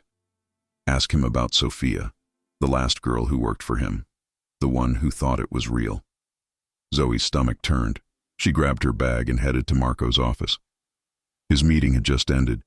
She could hear people filing out. She knocked, entered without waiting. Marco looked up from his laptop, smiled when he saw her. "Hey, I thought you went home." "Who's Sophia?" His smile faded. "What?" "Sophia. Someone just texted me telling me to ask you about her, about how she was the last girl who worked for you and thought it was real." Zoe's voice shook. "Who is she, Marco?" He closed his laptop slowly, stood. "She was an employee. 3 years ago, she worked in our events department. And she developed feelings for me. I didn't reciprocate. She left the company." His jaw tightened. "Who's texting you?" "I don't know. Blocked numbers." "It's been happening for weeks." "Weeks?" Marco's voice rose. "And you didn't tell me?" "They were just stupid messages. Someone is harassing you and you didn't think I should know." He rounded the desk. "What else haven't you told me?" "Nothing. I didn't want to make a big deal. Someone is trying to get in your head, to make you doubt us. And you gave them weeks to do it." Marco's expression was a mix of hurt and frustration. "What happened to no more secrets?" "These weren't secrets, they were just..." "Show me." "What?" "The texts. Show me all of them." Zoe's hands trembled as she pulled up her phone. But when she went to her deleted messages, they were gone, completely erased. "They were here. I deleted them, but they should still be in my deleted folder." Marco took her phone, examined it. His expression darkened. Someone remotely wiped them. This isn't some jealous ex sending petty messages. This is someone with technical resources. Fear crawled up Zoe's spine. Why would anyone do this? To destabilize me. to make me look distracted and vulnerable. He handed back her phone. Or to hurt you as a way of hurting me. Marco, you're scaring me. He pulled her close immediately. I'm sorry. I'm not trying to scare you. But I need you to understand. My father made people uneasy. Some of them don't accept that I'm different. And if they think you're important to me, they'll use me against you. Yes. His arms tightened. Which is why you have to tell me everything. No more trying to handle things alone. Zoe nodded against his chest. I'm sorry. You're right. I should have told you immediately. We'll figure this out. I'm calling our security team tomorrow, getting you protection. Marco, I don't need bodyguards. You do if someone is targeting you. His voice left no room for argument. And I'm going to find out who's behind this. They went back to his place, both too rattled to sleep. Marco made calls to his head of security, to Luca, to people Zoe didn't know. She sat on his couch, processing. Someone was watching her. Someone knew details about her life, her relationship, her movements. And she had no idea who or why. When Marco finally finished his calls, he sat beside her, pulled her into his arms. Talk to me, he said quietly. What are you thinking? That this is my fault. If I'd just told you from the beginning, this isn't your fault. Whoever's doing this would have found another way. He tilted her chin up. But we're in this together now. No more trying to protect me by keeping things from me. Same goes for you. He smiled slightly. Deal. They sat in silence for a moment. Then Zoe said, Tell me about Sophia, the real story. Marco sighed. She started working for us right after my father died. I was a mess, trying to take over the company, dealing with grief, fighting with my father's old partners who wanted me to fail. Sophia was kind, supportive. I confided in her. And she thought it meant more. Yes. When I didn't return her feelings, she accused me of leading her on, of using her emotional labor without reciprocating. His voice was tired. It was ugly. We settled out of court. She signed an NDA and left. Last I heard, she moved to Seattle, got married, started fresh. Is she behind this? I don't think so, but someone clearly knows about her, which means they've done their research. Zoe processed this. Your aunt said someone's been asking questions about me too, about my past. What could they find? I don't know. I don't have secrets. My life before you was boring. Work, bills, failed relationship with Daniel. She paused. Unless Daniel said something to someone, I'll have someone talk to him. Marco, just talk. Find out if he's been contacted by anyone, if someone approached him. He brushed hair from her face. I won't let anyone hurt you. You understand that? I don't want you fighting my battles. Too bad. I love you. The words hung in the air. Zoe's breath caught. What? I love you. Marco's voice was steady, certain. I've been trying to find the perfect moment to tell you, but apparently there's never a perfect moment. So I'm telling you now. I love you, Zoe. Completely. Terrifyingly. More than I thought I was capable of loving anyone. Tears spilled down her cheeks. I love you too. I told your aunt earlier tonight, but I should have told you first. I love you, Marco. He kissed her then, deep, claiming, full of everything they'd been holding back. When they finally broke apart, both were breathing hard. Stay tonight, Marco murmured against her lips. Every night, move in with me. Marco, that's fast. I don't care, I want to wake up next to you. I want your stuff cluttering my space. I want you here, safe, with me. His eyes were intense. Unless you're not ready. Zoe thought about her tiny apartment, about Kelsey's inevitable move-in with Luca, about how the only place she'd felt completely safe lately was in Marco's arms. I'm ready, she whispered. But Kelsey might kill me. I'll handle Kelsey. They spent the rest of the night planning how to move her things, how to break it to their families, how to navigate living together while working together. It should have felt overwhelming. Instead, it felt right, like everything was finally falling into place. Zoe fell asleep in Marco's bed, his arm around her waist, feeling safer than she had in weeks. which is why it was so devastating when she woke at 3 a.m. to find him gone. She found him in his home office, laptop glowing in the darkness, phone pressed to his ear. "Don't care what time it is. Find out who hired the investigator. I want a name by morning." He hung up, noticed Zoe in the doorway. "Sorry. Did I wake you? What's going on?" Marco rubbed his face tiredly. "My security team found evidence that someone hired a private investigator. They've been following you for weeks, photographing you, documenting your movements, gathering information." Zoe's skin crawled. "Who hired them?" "That's what I'm trying to find out." He stood crossed to her. "But whoever it is, they're serious. This isn't just harassment. This is surveillance." "Why?"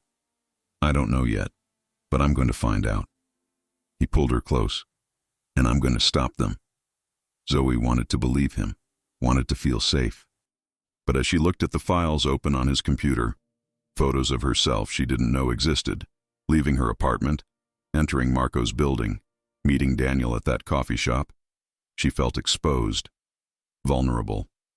Someone was watching, documenting, planning something. And despite Marco's arms around her, despite his promises of protection, Zoe couldn't shake the feeling that they were running out of time. The next morning, Marco insisted on driving her to the office himself. A security detail was assigned to watch the building, with someone monitoring the garage. The protection felt both reassuring and suffocating. Luca pulled Zoe aside when Marco was in a meeting.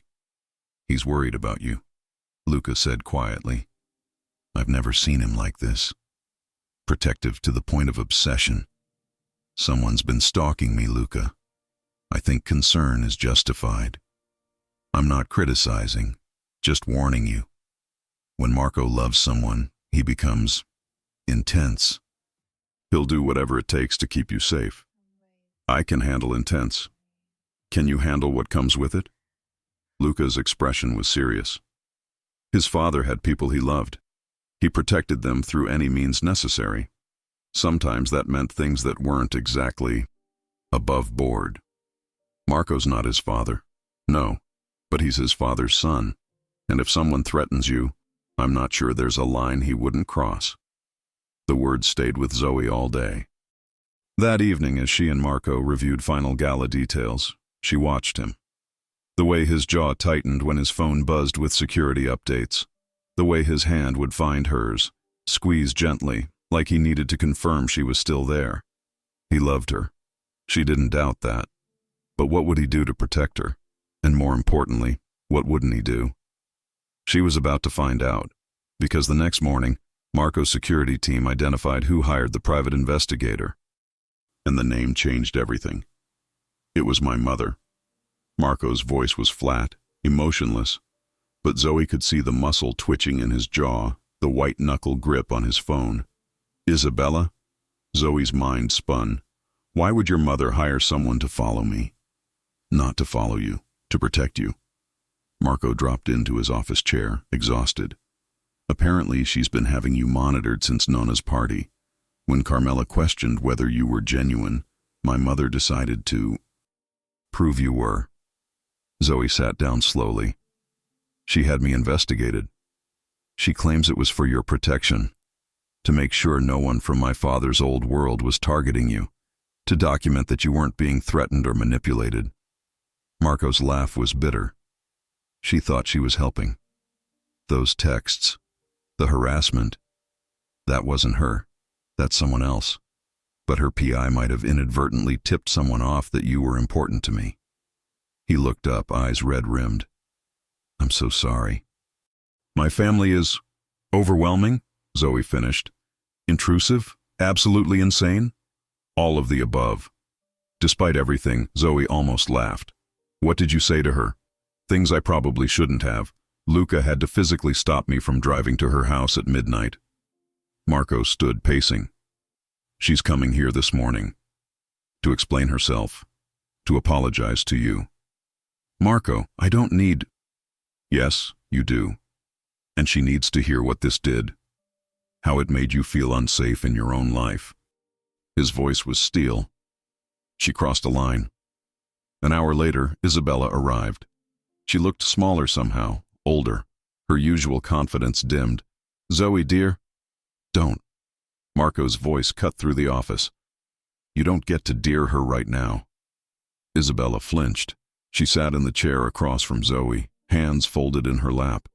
"I owe you an explanation and an apology." "Start with the explanation," Zoe said quietly. "When Carmela questioned your intentions, I was furious, but also worried. What if she was right? What if someone was using you to get to Marco?" Isabella's eyes were bright with unshed tears. "I've watched people try to manipulate my son his entire life. I couldn't bear the thought of you being another one. So you had me followed. I had someone verify you were who you claimed to be, that no one was threatening you, that your feelings for Marco were genuine." Isabella's voice broke slightly. "I know it was wrong. I know I violated your privacy. But I was trying to protect both of you." "From what?" Zoe demanded. "I'm not a threat. I'm not manipulating him. I'm just in love with him. I know that now. The reports made it very clear." Isabella pulled out a folder, slid it across the desk. "Everything we collected, I'm giving it to you. You can destroy it, keep it, whatever you want. It's yours." Zoe opened the folder. Photos of herself, going to work, meeting Kelsey for coffee, entering Marco's building. Detailed notes about her daily routine, her finances, her background check. It was violating, invasive, and somehow, in Isabella's twisted way, protective.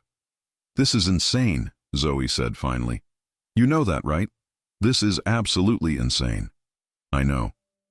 Normal mothers don't hire private investigators to stalk their sons' girlfriends. I've never claimed to be normal." Marco made a frustrated sound. She's right, though." Zoe looked at Isabella. "You did this because you love him. In a completely inappropriate, boundary-violating way, but love." Isabella nodded, tears finally spilling. "He's my only child, my whole heart. And after losing his father, after watching him struggle to build something good out of something terrible, I can't lose him to someone who doesn't really see him." "I see him," Zoe said firmly. "I see him clearly, and I love what I see. I know that now. The investigators' reports made it painfully obvious."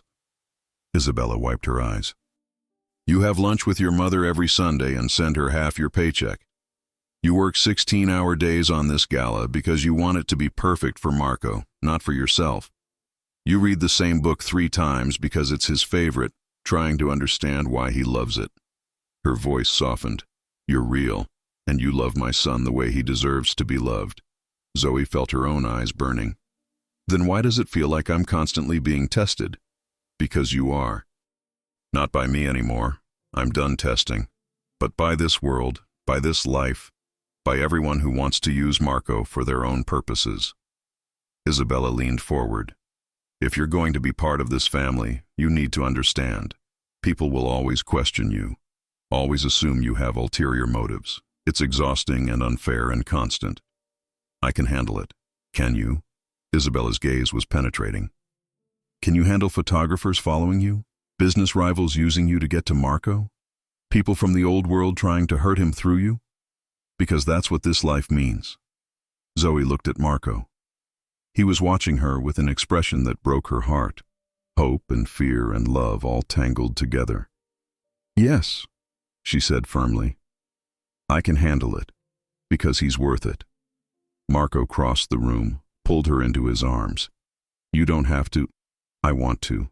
I choose this. I choose you. All of it." Isabella stood. "Then I'll leave you two alone. But Zoe, thank you for loving him, for staying even when we make it impossible." She moved to the door, paused. "And I truly am sorry. I won't interfere again." After she left, Zoe and Marco stood in silence for a long moment. "Your family is a lot," Zoe finally said. "I know. If you want to run, I'd understand." "I'm not running." She pulled back to look at him. "But we need ground rules. With your mother. With your family. Clear boundaries." "Agreed.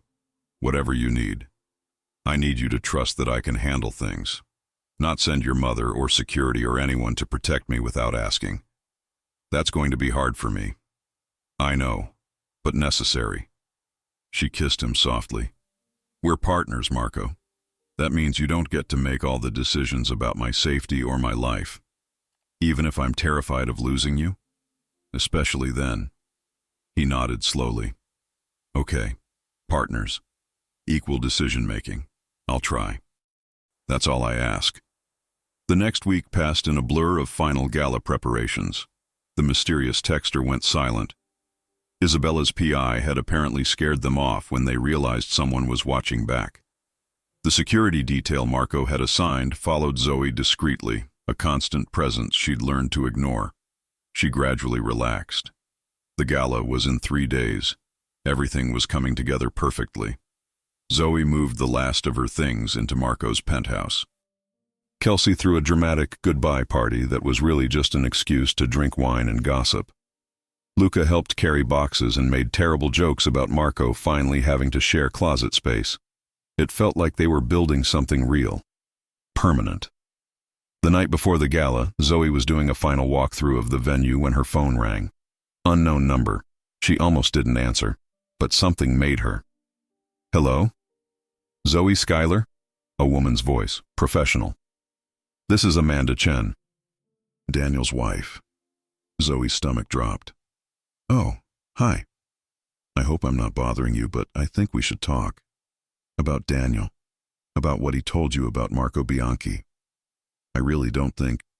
He lied to you about Marco's family, about the danger. He was paid to scare you away.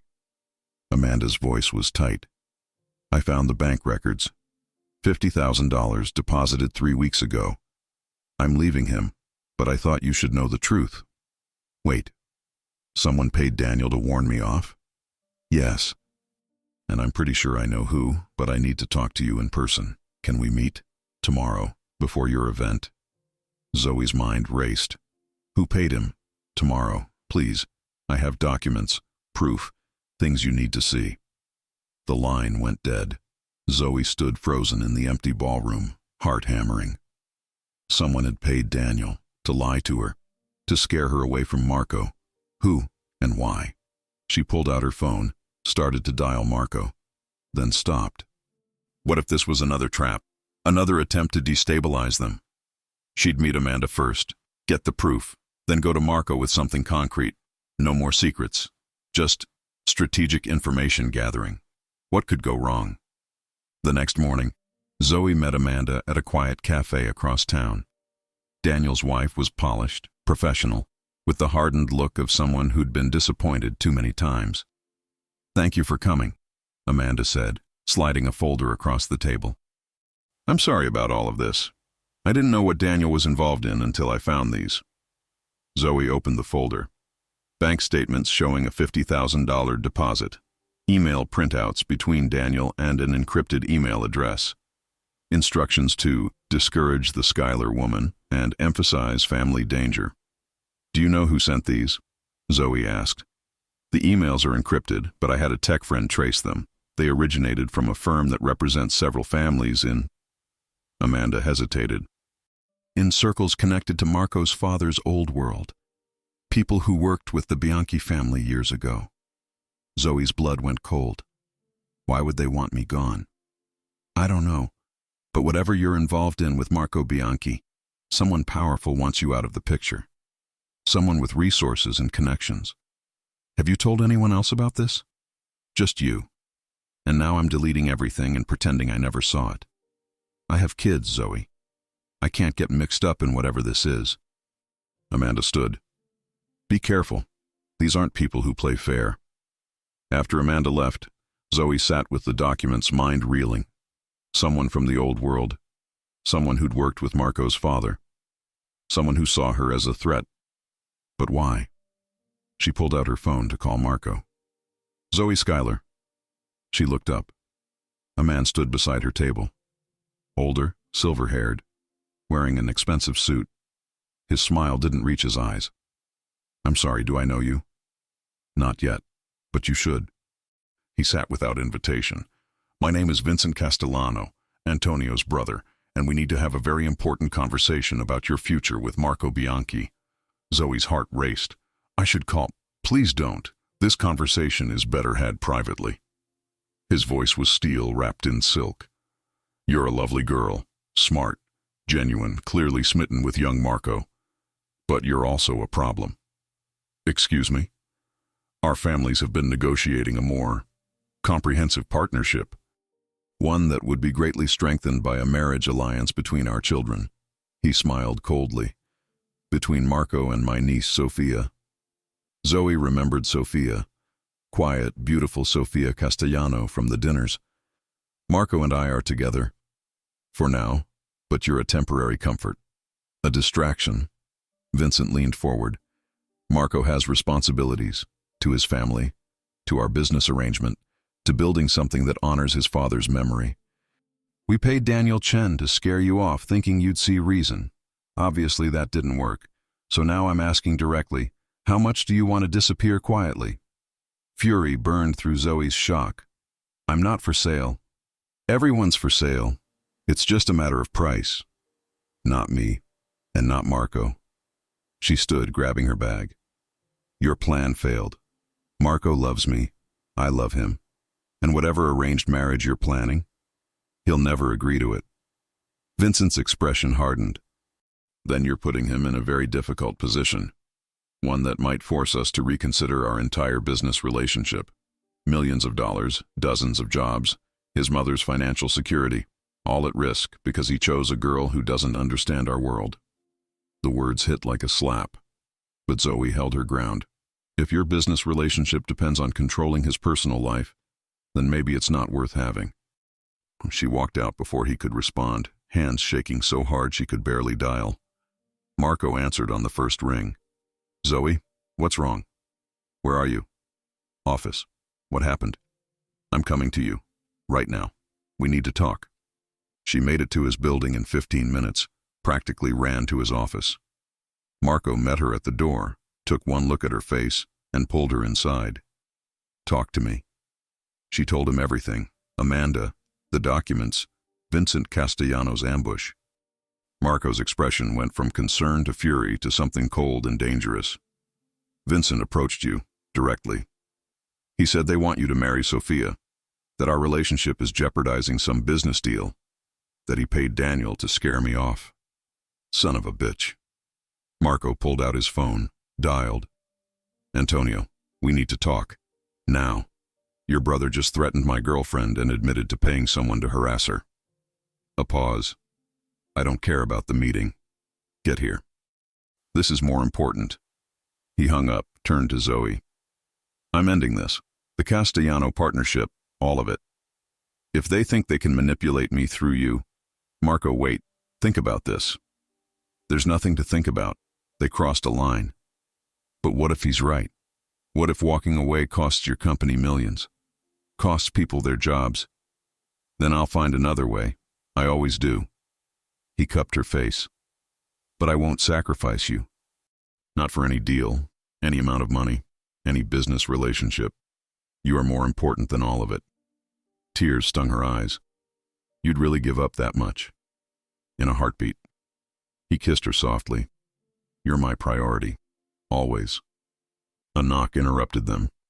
Luca entered, face grim. Antonio Castellano is here, with Sofia and Vincent. They're demanding to see both of you. Marco and Zoe exchanged glances. Showtime, Marco said, taking her hand. Ready? Not even a little bit. Good. Neither am I, but we're doing this anyway. They walked together to the conference room, hand in hand, united. Whatever came next, they'd face it together. Antonio Castellano sat at the head of the conference table like he owned it. Sofia stood by the window, looking miserable. Vincent leaned against the wall with a smug expression that made Zoe's blood boil. Marco didn't let go of Zoe's hand as they entered. Antonio, Marco said evenly. I wasn't expecting all of you. Clearly. Antonio's gaze flicked to their joined hands. Sit, please. We have much to discuss. Marco pulled out a chair for Zoe, then sat beside her. Luca positioned himself near the door, support and guard all at once. Before anyone says anything, Marco began, his voice controlled but dangerous. You should know that Vincent approached Zoe this morning, offered her money to leave. After paying her ex-boyfriend to frighten her away weeks ago, he admitted to all of it. Antonio's expression darkened. He turned to his brother slowly. Vincent, is this true? Vincent shrugged, unbothered. I was trying to protect our interests by threatening the woman Marco loves. Antonio's voice rose, accent thickening with anger. By going behind my back, by paying some nobody to harass her. Someone had to do something. You were too soft, too willing to let him throw away a perfectly good arrangement for some girl. There was no arrangement. Sophia's voice cut through the room, sharp and clear. Everyone turned to stare at her. She stepped forward, hands clenched at her sides, chin raised. Uncle Vincent has been pushing this marriage idea for months, talking about family alliance and strengthening partnerships. But Papa never agreed to it. Neither did I, and neither did Marco. She looked at her father. Tell them, Papa. Tell them the truth. Antonio sighed heavily, suddenly looking much older. Sophia is right. Vincent suggested a marriage alliance months ago. I considered it briefly, very briefly, before I met Zoe at that first dinner. But after seeing Marco with her, seeing how different he was, how happy, he shook his head firmly. I told Vincent no, multiple times. Our business partnership with the Bianchis would stand on its own merits, not on forced marriages. You're making a mistake. Vincent started. Enough. Antonio's command silenced him instantly. You overstepped. Drastically. You harassed an innocent woman. You paid someone to lie to her. You tried to manipulate my business partner and my daughter. His voice dropped to something dangerous. And you've jeopardized our family's relationship with the Bianchis and our reputation in every circle that matters. He turned to Marco. I apologize. My brother acted without my knowledge or consent. What he did was unconscionable. Marco's jaw was tight, but his voice was steady. He threatened Zoe. Tried to buy her off like she's some kind of obstacle to be removed with money. I know, and it's unacceptable. Antonio stood. Vincent will be removed from all business dealings between our families immediately. His role in our family business will be reconsidered. The weight behind that word made Vincent pale slightly. If you wish to end our partnership entirely, I'll understand and respect that decision. The room fell silent. This was it, Marco's chance to walk away clean, to cut ties with a family that had tried to manipulate him. Zoe squeezed his hand gently. Marco looked at her, something unspoken passing between them. Then he turned back to Antonio. I don't want to end our partnership. You've been fair, honest, and supportive. You've given me the credibility I needed to move forward. He paused. But this can't happen again. No more interference in my personal life. No more schemes or arrangements or attempts to control who I love. And Vincent stays away from both of us. Completely. Agreed. You have my word. Antonio extended his hand. And Vincent's actions will have consequences. I promise you that. Marco shook it firmly. Then he turned to Vincent, his voice dropping to something quietly lethal. Stay away from Zoe. Stay away from me. If you come near her again, business relationship be damned, you'll regret it. And that's not a threat. It's a promise. Vincent's smug expression had vanished entirely.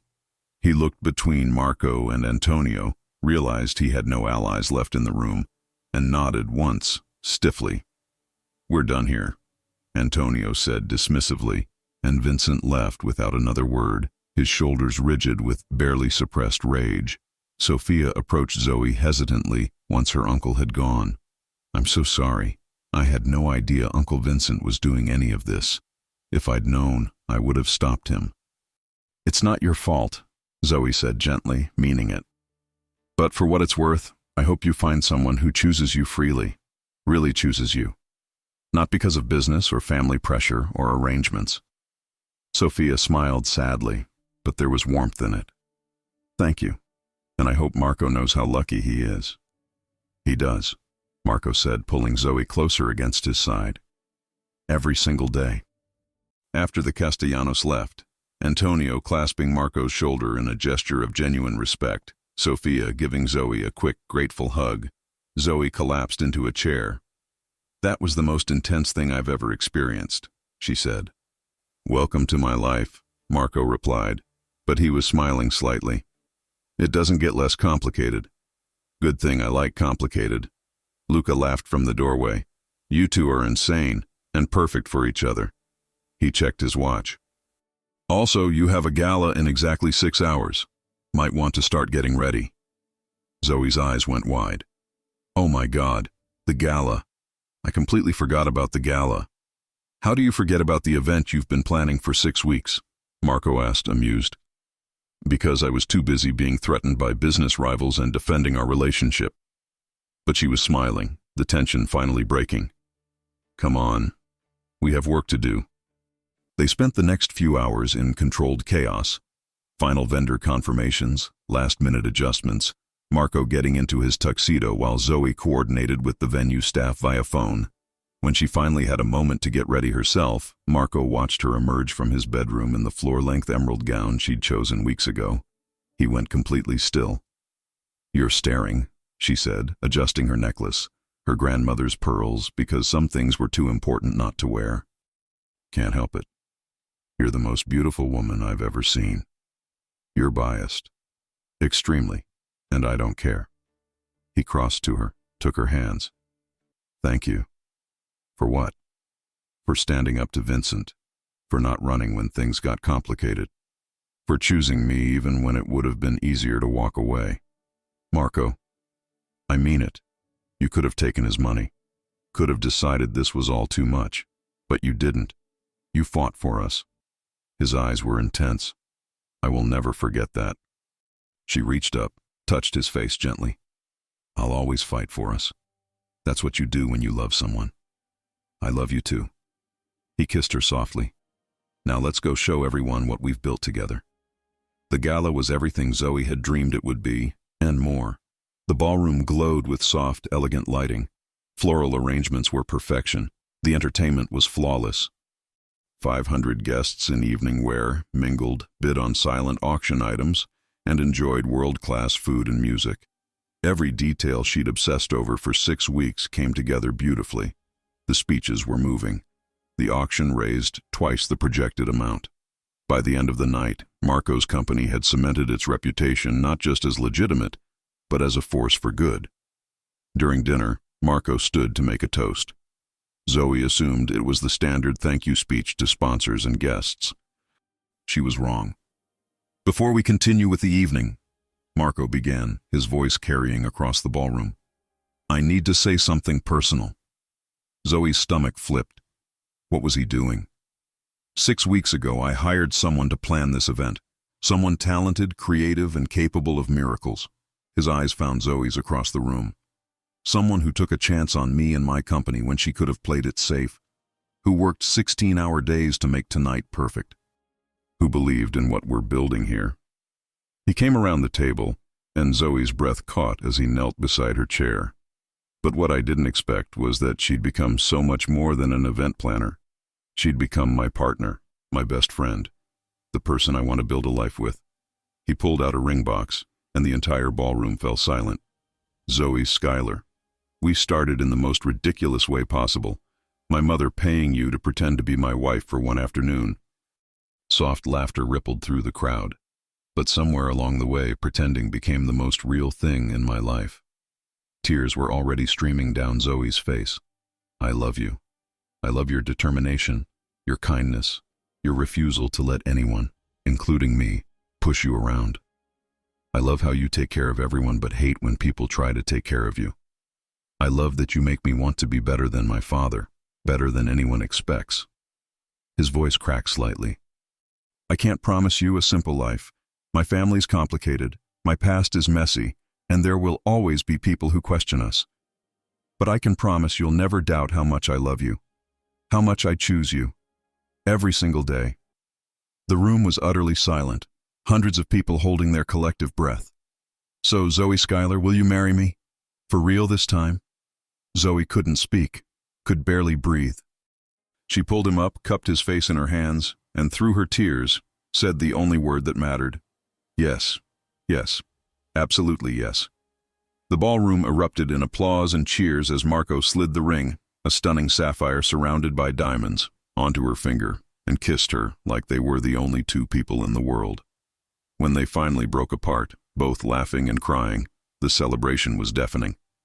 Isabella appeared, sobbing happy tears, pulling them both into a hug. I knew it. From that first night, I knew. Ma, you paid her to pretend, Marco reminded her, but he was grinning. And look how well it worked out. Isabella was unrepentant, radiating joy. Best $10,000 I ever spent. Kelsey materialized next, screaming, practically tackling Zoe. Oh my God, oh my God, oh my God. Luca hugged Marco, then leaned close to murmur something that made Marco laugh and shove him away affectionately. Even Aunt Carmela appeared, pulling Zoe aside with surprising gentleness. You're good for him, dear. Don't let anyone, not Vincent, not anyone, tell you different. You belong here. The rest of the evening was a blur of congratulations, celebration, and joy. The gala continued around them, but Zoe and Marco existed in their own bubble, hands clasped, unable to stop smiling. As the last guests filtered out and venue staff began cleanup, Marco pulled Zoe onto the empty dance floor. Dance with me, fiancé, he said, and she loved the way that word sounded in his voice. They swayed together to silence. No music needed, just the two of them and the soft glow of lights being dimmed around them. This night was perfect, Zoe whispered. You made it perfect. The event, the moment, everything. We made it perfect, together. Marco kissed her temple, held her closer. 3 months. Small ceremony, just family and close friends. Perfect. She looked up at him. And Marco? No more secrets from here on out, about anything. No more secrets, he agreed. Just us. Building something real. Something that started with the most ridiculous lie, and became the truest thing I've ever known. They stood together in the beautiful space Zoe had created, in the life they were building together, surrounded by evidence of what they could accomplish as partners. And for the first time in both their lives, everything felt exactly, perfectly right. 3 months passed in a blur of wedding planning, laughter, and building their life together. Zoe officially launched Skylar Events from a small office Marco helped her lease, insisting it be separate from his building so she'd have complete independence. Her first clients came from gala attendees who'd been impressed by her work. Within weeks, she had a waiting list. Marco legitimized the last pieces of his father's legacy, severing final ties to anything questionable. Antonio Castellano became not just a business partner but a genuine friend. Vincent, meanwhile, had been quietly removed from all Castellano business operations and hadn't been heard from since. Isabella, true to her word, stopped interfering, mostly. She still called daily with suggestions about wedding flowers. But Zoe had learned to deflect with affection rather than frustration. The wedding venue was the same vineyard where Marco had proposed all those months ago. Intimate, beautiful, meaningful. 80 guests, close family, real friends. Simple elegance instead of ostentatious displays. The morning of the wedding, Zoe stood in the bridal suite staring at her reflection. The dress was ivory silk, fitted bodice with delicate lace sleeves, flowing skirt that moved like water. Her grandmother's pearls, always her grandmother's pearls, rested at her throat. Kelsey stood behind her, eyes already red. You're so beautiful I can't even make a joke. Zoe's mother, Linda, appeared at her side, squeezing her hand. Your grandmother would be so proud, sweetheart. Trevor, her younger brother, poked his head in, now looking surprisingly grown up in his suit. Ready, sis? More than anything. He offered his arm. Then let's get you married. The ceremony was outdoors, chairs arranged in neat rows facing an arch wrapped in white roses and greenery. A string quartet played softly as guests took their seats. Isabella sat in the front row in pale lavender, dabbing at her eyes before the ceremony even started. Luca stood as best man beside Marco, looking uncharacteristically emotional. Kelsey waited at the end of the aisle as maid of honor, clutching her bouquet like a lifeline. And at the altar, waiting with barely contained emotion, stood Marco. Charcoal suit, white shirt, no tie, just like he'd wanted. His hair slightly mussed despite obvious attempts to tame it. His eyes locked on the vineyard entrance, waiting. When Zoe appeared, his breath visibly caught. His hand went to his chest like he'd been struck. She walked toward him slowly, Trevor on one side, her mother on the other, taking in every detail. The way Marco's eyes never left her face, how he was openly crying and didn't care who saw, the soft gasps and murmurs of approval from their guests. When they reached the altar, Trevor placed Zoe's hand in Marco's with a warning whisper, "Take care of my sister." "With my life," Marco promised, voice rough with emotion. The officiant began speaking, but Zoe barely heard the traditional words. She was too focused on Marco, his thumb tracing circles on her hand, the way he kept smiling through tears, how his eyes held everything she'd ever wanted to see: love, commitment, certainty. When it came time for vows, Marco went first. "Zoe." His voice was steady despite the emotion behind it. "My mother paid you to pretend to be my wife, but you taught me what it actually means to be someone's partner." Soft laughter rippled through the guests. "You showed me that love isn't about control or protection or keeping someone safe in a cage. It's about trust. It's about choosing each other every day, especially on the hard days. It's about being seen, really seen, and loved anyway." He paused, composing himself. "I promise to be your partner in everything, to listen when you need to be heard, to step back when you need to lead, to stand beside you, not in front of you." His voice cracked slightly. "I promise to love you when you're confident and when you're doubting yourself, when you're making magic happen and when you're burning coffee at 3 a.m. because you forgot it was on the stove." Zoe laughed through her tears. "I promise to choose you, every single day, in every single way. Today, tomorrow, and every day after." Tears streamed freely down Zoe's face now. When the officiant nodded to her, she took a shaky breath. "Marco, when your mother sat down at my table 6 months ago, I thought it was the weirdest moment of my life." She smiled through tears. "Turns out it was the best moment of my life. I just didn't know it yet." More laughter, this time mixed with sniffles from the audience. "You saw something in me that I didn't see in myself. You believed in me when I'd stopped believing in myself. You gave me space to be strong and permission to be vulnerable." Her voice wavered. "You taught me that I don't have to choose between independence and partnership, that I can be completely myself and completely yours at the same time." Marco's grip on her hands tightened. "I promise to be your partner, not your project, to challenge you when you need it and support you always.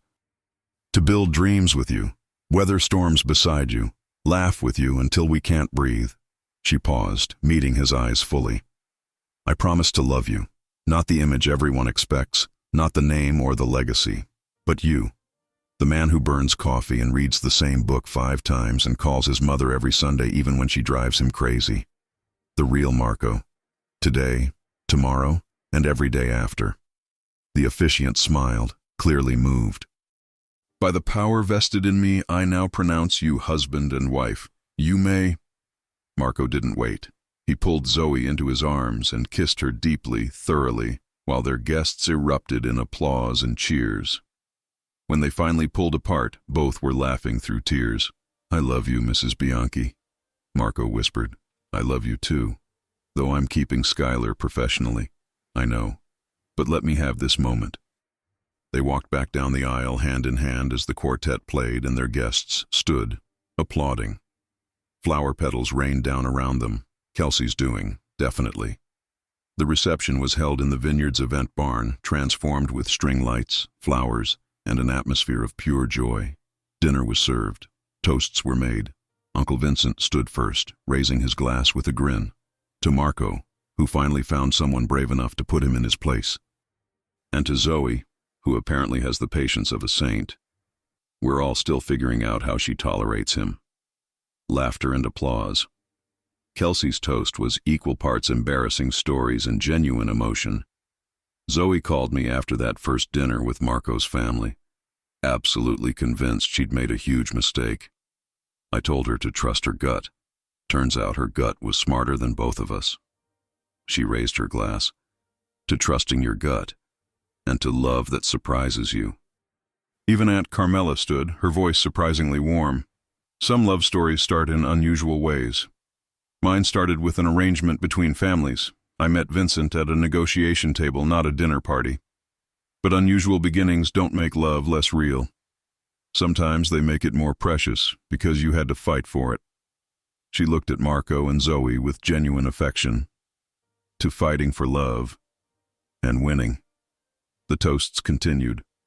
Marco's business partners. Zoe's former colleagues. Friends from both their lives now woven together.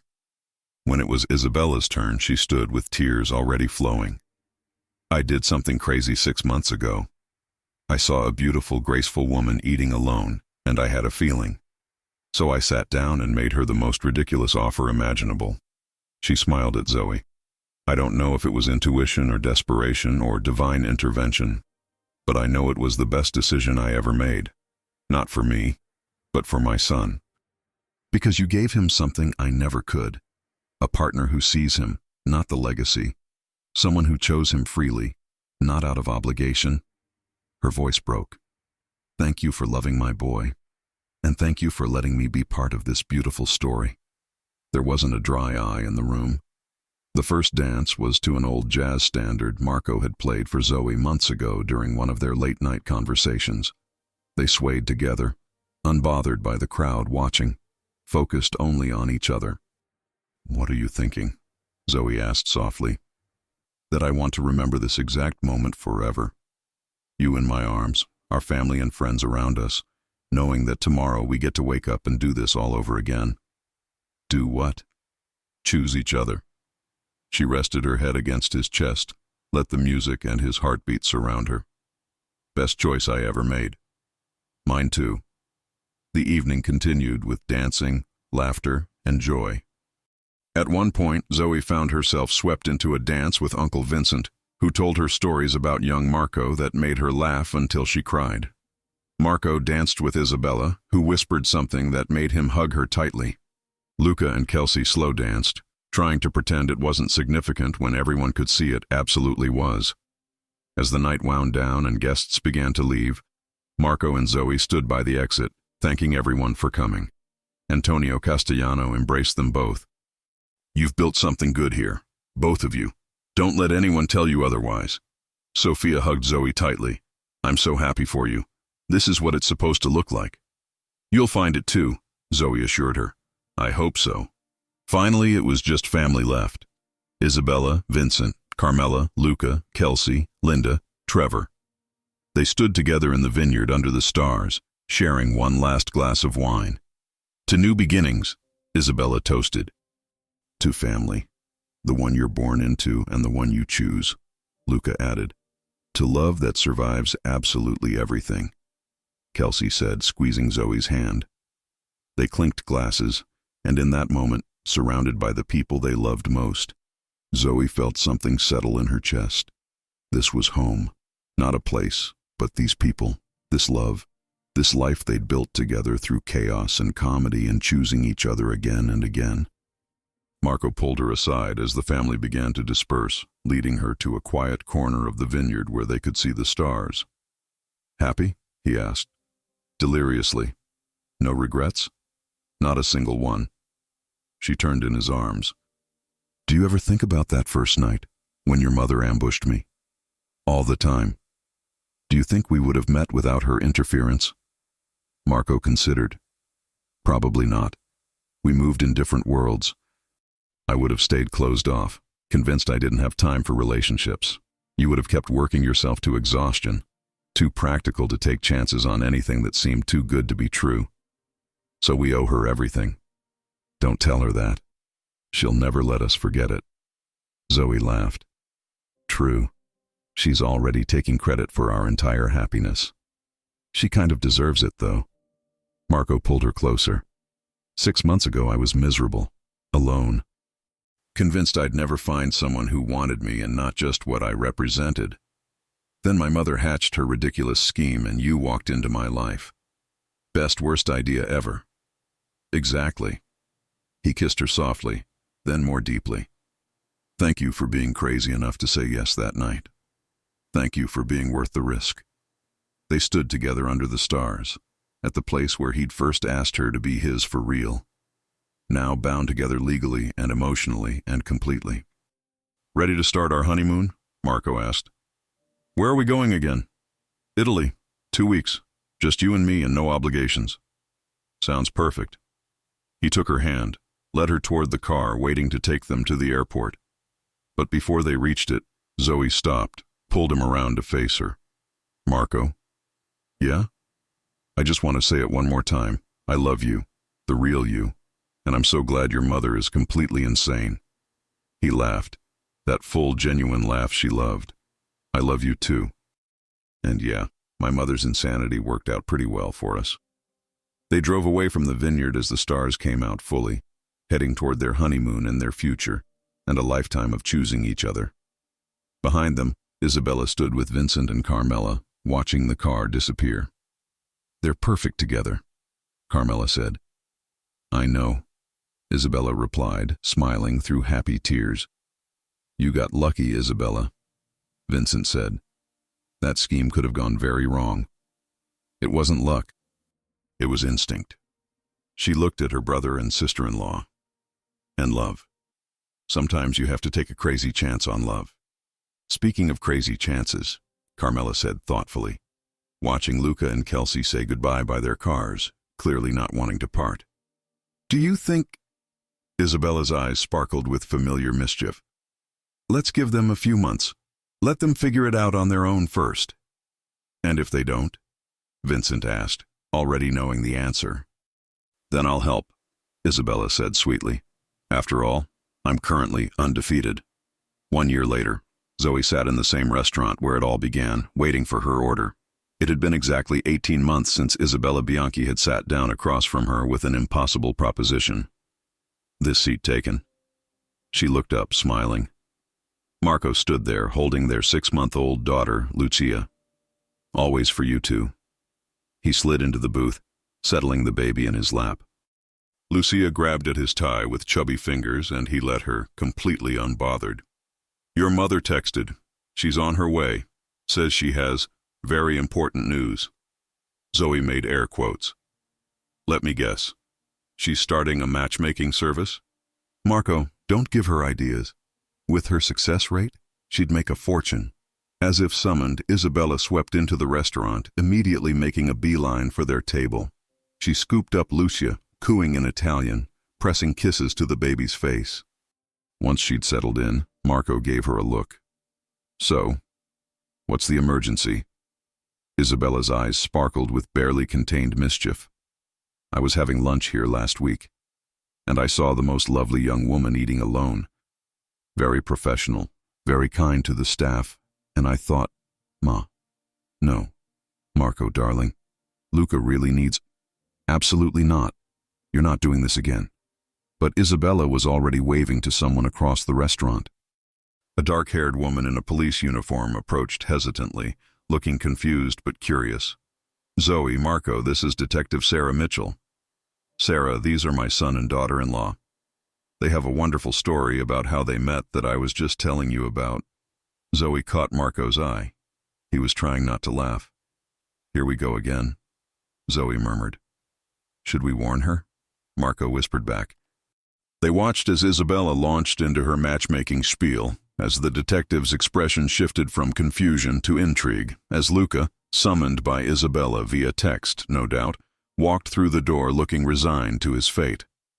Nah, Zoe decided, grinning. Let's see how this plays out. Because if her own story had taught her anything, it was that sometimes the craziest plans led to the most beautiful endings. And Isabella Bianchi's track record was now officially undefeated. She watched as Luca caught sight of the detective, as something shifted in his expression, as Isabella beamed with the satisfaction of someone who knew exactly what she was doing. Zoe leaned into Marco's side, daughter between them, surrounded by the family they'd built from that one crazy proposition. Think they'll fall for it? Marco asked quietly. If they're anything like us? Zoe smiled. They won't stand a chance. Good. Good? Everyone deserves the kind of happiness we found. He kissed her temple, hand finding hers. Even if it starts with a ridiculous lie told by my completely insane mother. Especially then. Because in the end, that was the truth of it. Sometimes love found you in the strangest ways, through manipulation and schemes and mothers who refused to take no for an answer. And sometimes, if you were brave enough to say yes to the impossible, you found something better than anything you'd imagined. Something real. Something worth every crazy, complicated, beautiful moment it took to get there. Zoe squeezed Marco's hand, watched Isabella work her magic on two new, unsuspecting victims, and smiled. Life was good.